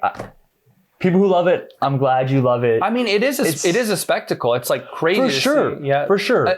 Another example of like the theater experience that I was mentioning before. Yeah. It's just not my kind of movie. Yeah. But I picked it for the importance of James Cameron and Leonardo DiCaprio's filmmaking careers, right? Sure. And then I think a lot has happened for the filmmaking worlds in the production of Titanic. But also fair. You talked me out of it last time. But you picked it. I picked it. That was my pick. Yeah. All right. 98. Mask of Zorro, Lock, Stock, and Two Smoking Barrels, Rush Hour, and Blade. Blade? I did not expect Blade to be on this list. Oh, man. This is an interesting year, I gotta look at what movies came out in 1998. Yeah. I mean, I have my pick. 3, 2, 1, Rush Hour. You gotta pick it. It's Rush Hour. You gotta pick it. This... Okay, so let me start with this. Haven't seen The Mask of Zorro or Lock, Stock, and Two Smoking Barrels. I don't know what that second one is, honestly. I never heard of it before. It's a Guy Ritchie movie. He did like... Oh. He did Snatch and then this one, and those were like his two bigger movies. What about Snatch? His two like most well-regarded movies, and then he moved on to other stuff like Sherlock Holmes. He did like the one that's like The Gentleman or whatever recently, like a couple years ago. I don't know if that was what it's called. He did like The Man from U.N.C.L.E., like stuff like that. Okay. High energy action British movies, basically. That makes sense. With a quirky twist, I guess. Yeah. Okay, that's fair.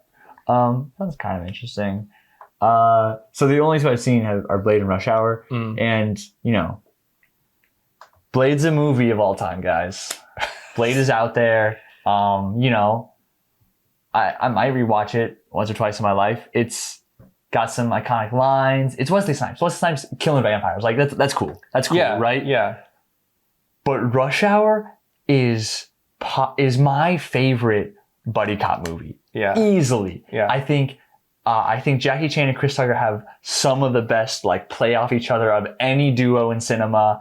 It's so funny. It's a good premise for a movie. Like, it's not just but cops who have been working together forever or people who are just thrown together. It's a great premise. Makes sense for them to be meeting, and it's cool to see them start at odds and then eventually like become brothers for each other. Really is what happens. Yeah, definitely. I've seen this more than I've seen Men in Black, which I said I've seen a dozen times. I don't know if that's true. This movie is possibly the funniest movie I have ever seen. Like, this movie makes me laugh every time. All the jokes land. And even if like we're not talking about like the funny aspect of it, when it gets serious, they do a good job. Yeah. But they also don't like swing from super comedy to like crazy serious. It's like funny. It's a fun story, right? Yeah. And you know, the action sequences are phenomenal. Jackie Chan always does a good job. It's funny to see Chris Tucker trying to like keep up with that. Yeah. But they don't like, they have Jackie Chan outshine him in the action sequence, but Chris Tucker's character pulls off so many important things for the story as well. I like it. It had to be Rush Hour here. It had to be Rush Hour. Rush Hour, I think, would be a lot of movies that I picked so far, honestly. Oh yeah. It's just such a good movie. Such a good movie. I agree with everything you said. Haven't seen Lock, Stock, and Two Smoking Barrels. I have seen The Mask of Zorro. Grace loves it.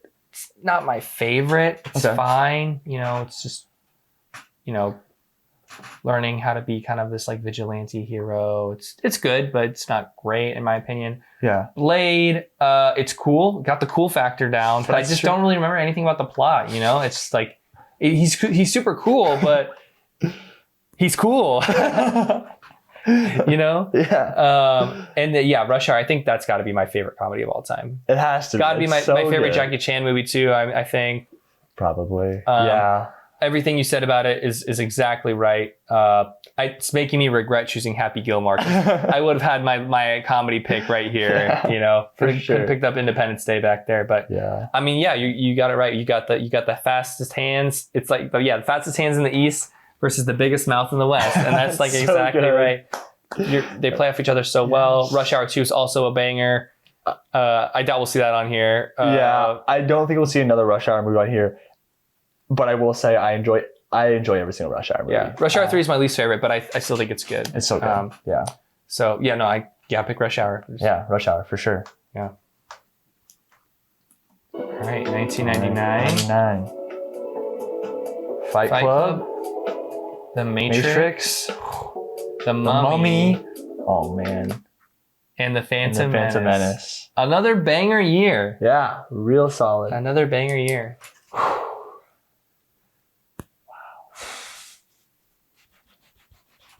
That's actually a really good lineup. Holy. Yeah, I mean, all four of these are like fantastic movies. What a way to close out the century. Man. I think I have my pick. Okay.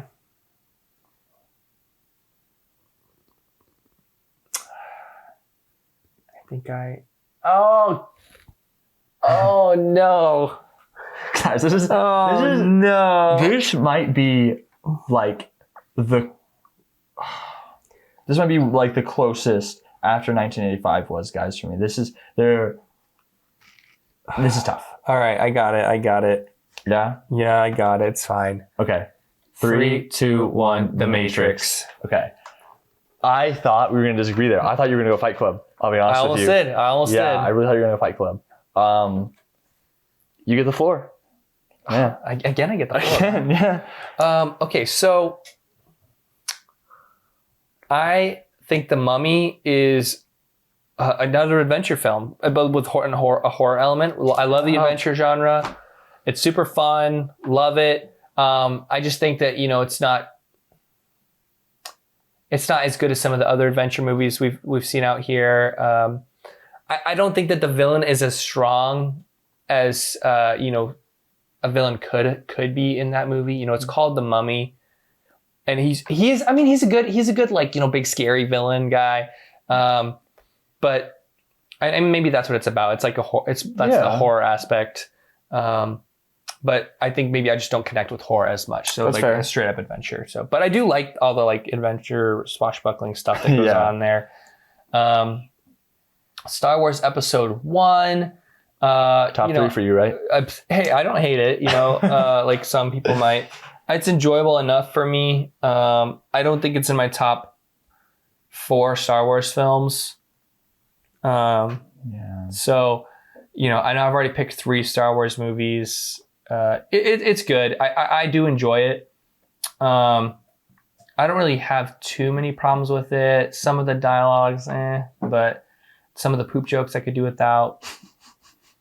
I do like Darth Maul, Qui-Gon. The characters are all awesome. I think Anakin is good enough for a kid actor.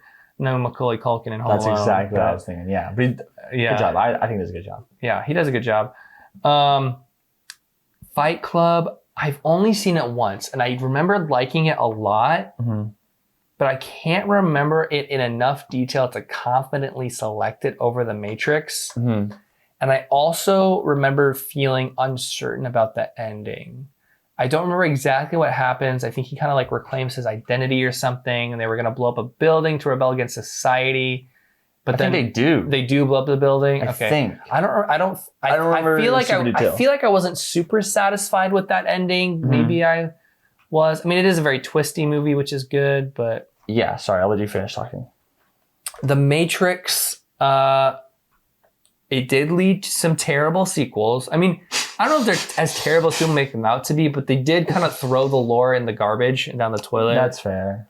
With like the Oracle and Neo being the chosen one and everything, and they could have done a lot better with that, I think. But I think this movie, in and of itself, is a really great movie. Yeah. About becoming, like, embracing your identity. It's a great little concept with the emergence of the internet around this time. Yeah. I mean, Y2K is right around the corner. Yeah, right? Like the characters are super cool. The idea of machines taking over, kind of, jumping off of Terminator. It's a different concept, but similar type of approach. Yeah.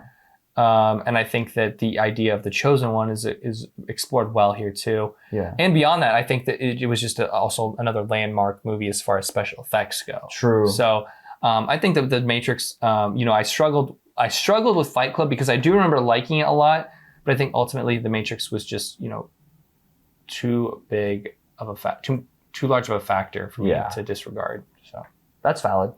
I think for me, the first one to go was Fight Club, actually. I have only seen it once, so I don't remember it super well.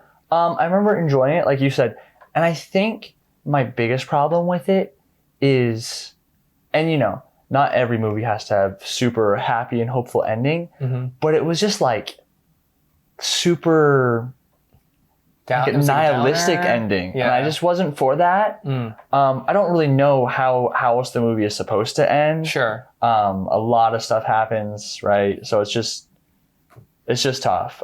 It's a good movie for sure, but that was the first one to go. Mostly because I could do in my own life without it. Sure. I also think there's a certain part of the internet that came about because of it that I could do without. I don't really need to talk about that too much. I just, Fight Club Bros? I don't know what it even is called, but yeah. I mean, I think that Literally Me group falls into this a little bit. Sure. Yeah. The next one to go was Phantom Menace, which hurt me. The Tyler Durdens. The Tyler Durdens of the world. Yeah, Phantom Menace going hurt me, not because I think it's the greatest Star Wars movie, but because it has some of your favorite characters in it. It has some of my favorite characters. Liam Neeson's Qui-Gon. What a character. Introduction to Darth Maul, who goes on to become possibly my favorite Star Wars character of all time in the Clone Wars. And I understand why this movie gets the hate it does, but I have gone my whole life defending it. So I was hoping it would come up on this list and I'd be able to pick it and defend it. Yeah. But ultimately it got the boot and I got down to The Mummy and The Matrix. And I'll be honest, I almost went with The Mummy because I enjoy that movie a lot. I think it's really fun to rewatch, but also because it's one of my girlfriend's favorites. She's a Brendan Fraser fan. She's a huge fan. And when I told you guys that was the last one. You could have gone with it. I told you it was the last time. I wasn't going to do it again. But it's okay because she also loves The Matrix, which I was going to pick anyway. Yeah. I would have picked anyway. I love Keanu Reeves. And everything you said I agree with. I think, maybe the sequels weren't perfect. But this movie I think does a really good job. And I think it encapsulates I think the desire for all humans to kind of regain their identity, right? Yeah. Like be their individual. I mean, human the Matrix being. doesn't necessarily mean you're in a computer simulation. The Matrix is just zoning out. Yeah. And not locking in. Not locking in. No, but not thinking for yourself, Yeah, right? So, yeah. And so yeah. I think. Sorry, not the locking. What am I saying? Yeah, I mean, Keanu Reeves, Lawrence Fishburne. I think everyone who's in this does a good job. I think the action sequences are really good. They're phenomenal. The costume design, I think I've seen a handful of people online hate on it, but I genuinely think it's so cool. Like everyone gets a trench coat. It's just like black, like latex everywhere. Like it's just so cool. I don't know how they move, how they do on those outfits, but they do it. It's the Matrix, right? Like, do what you can, do what you will. I think it was going to be that as far as like my favorite. And then I think, like you said, the special effects, I think it's a staple in the sci-fi genre. And as we've seen, I'm a sci-fi lover. Yeah, for sure. Had to be the Matrix. For sure. All right, let's move on to 2000. I think this is going to be the last one for this video. We've been taking a lot. We're yappers. Yeah, so. Sorry guys. It goes from 1975 to 2025. Yeah. So we'll split it right here. Yeah, first 25 and last. I think it's maybe first 26 and then last 25. Because if we're going 75 to 2025. Oh, yeah. So we're doing first 26. Yeah. So we'll do that and then we'll start the new century. Next time. We'll start it now. Start it now and then we'll continue next time. Okay, yeah. So let's do it. Yeah. Let's see what we got. Hopefully it's some good ones to end. Yep. Gladiator. Say less. American Psycho. The Patriot. That's up there? And Castaway? Okay. I have my pick. Say less. 3, 2, 1. Gladiator. Come on. Come on. Give it to me. Okay. I will be transparent and say I haven't seen American Psycho. Okay. So I can't pick that one. I know that a lot of people like it for a lot of different reasons. I think we have the Literally Me Bros. Yeah. And then I think we have people who I don't want to be disrespectful or rude to the Literally Me Bros. Maybe people who get the message. Get the message. Okay. Yeah, that's the way to say it. The Patriot I have seen. I don't know why. It was okay. Really? It was okay. Yeah, I mean, I'm surprised to see that here too. It was all right. That's the most shocking one on here to me. Castaway is so good. Like Tom Hanks is such a phenomenal actor. Any movie, he might be my favorite actor of all time. Tom Hanks. Tom Hanks? Yeah. Hate to disagree with that. That's solid. I mean, yeah, he does a good job in every single role he has. There's only one other movie I can think of, and I don't know what it's called, where someone acts entirely on their own, and it's a movie with.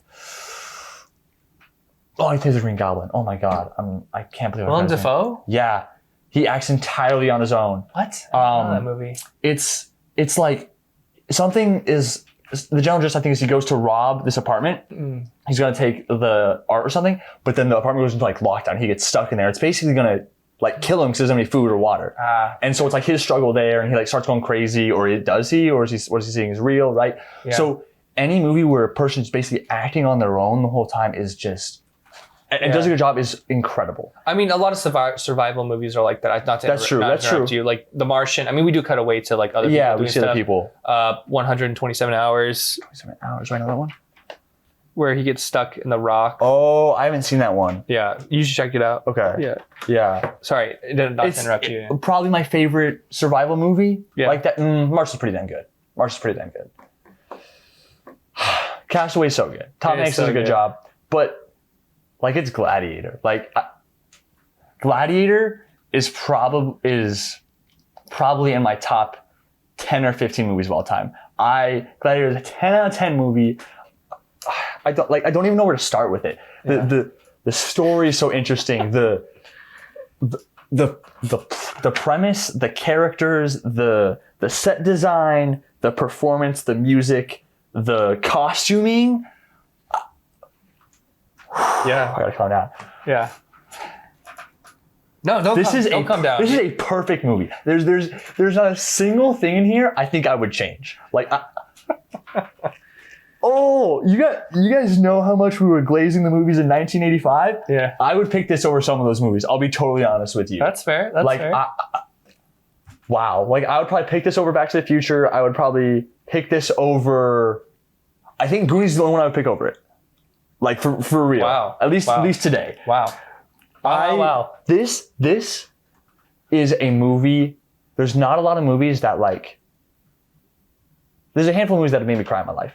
There's not a lot that make me, like, have even tears roll up in my eyes every single time. This movie gets me crying at the end every single time. It hits me so hard. The transition of a soldier who wants to step away from his duties, right? He just wants to go back home, to get offered a position of power, which I'm sure he would have done a fantastic job, but because of who he is, he turns it down, and he gets punished for that. He gets punished for that again and again and again, through his family dying, through getting sent to a gladiator, to getting killed for it.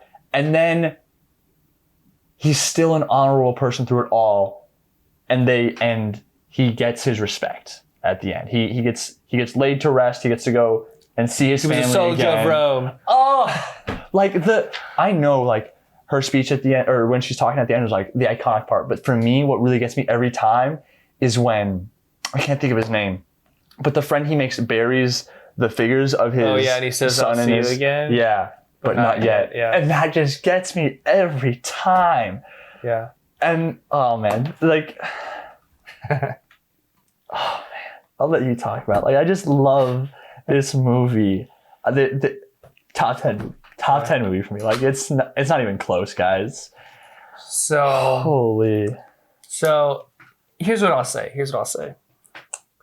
Haven't seen The Patriot or American Psycho. I'd like to watch American Psycho to see what goes on in that movie for sure. Patriot, not super energized, but, again, if it's on my desk, I'll pick it up and, watch it. But you can skip that one. All right. Castaway, great movie. Haven't seen it in a while. Like you said, amazing performance from Tom Hanks. Great execution of a very simple concept. It's a great movie. It definitely is a great movie. Unfortunately for it, it's going up against the Titan that is Gladiator. And, everything that you said is exactly how I feel as well. I mean, I would not pick any other movie that I've chosen on this list before Gladiator, except for maybe Terminator 2. Maybe. This is vying for my favorite movie of all time behind Lord of the Rings with Terminator 2. Yeah. This one is right up there. And it's exactly what you said. That hits me in the feels every single time. Every aspect is perfect. The costuming, the performances, Joaquin Phoenix's performance. Oh my God. The way that they're on these practical sets. The story is like, it's complex, but it's so simple at the same time. It's like just a man who wants, it's a revenge story at its core, right? Yeah. But at the same time, a man who just wants freedom, wants the release almost. Like, he wants, it's so interesting. He wants what's best for Rome, but he also wants, like, his own freedom. Peace. He wants peace. Yes, he wants peace, which he needs revenge in order to find. Yeah. Vengeance is what he says. He will find his vengeance in this life or the next. Yeah. Which I think that's so key. Oh, that sent chills down my spine. So it's not even that he just wants vengeance. He says in this life or the next. So it's like it's beyond just like killing Commodus, which he does eventually he kill gets, him. Yeah. But it's beyond that. It's like like you said, he wants peace, and his vengeance could come the next life when he's with his wife and his son again. Yeah. So this is gonna get me too worked up, but like this is just why I just do not like Gladiator 2, because it just spits on the entire concept of the first Gladiator, of him wanting to get back to his. Have you seen Gladiator 2? I haven't seen Gladiator 2 yet. Okay, it's something that I would be getting into spoiler territory. Okay. But basically, I'm not too pressed about Gladiator 2. If you want to make your point, it's okay. Okay, well, I'm just saying. All I'll say is that one of the major plot points of Gladiator 2 inherently implies that Maximus was not as good of a father and a husband as he is shown to be here.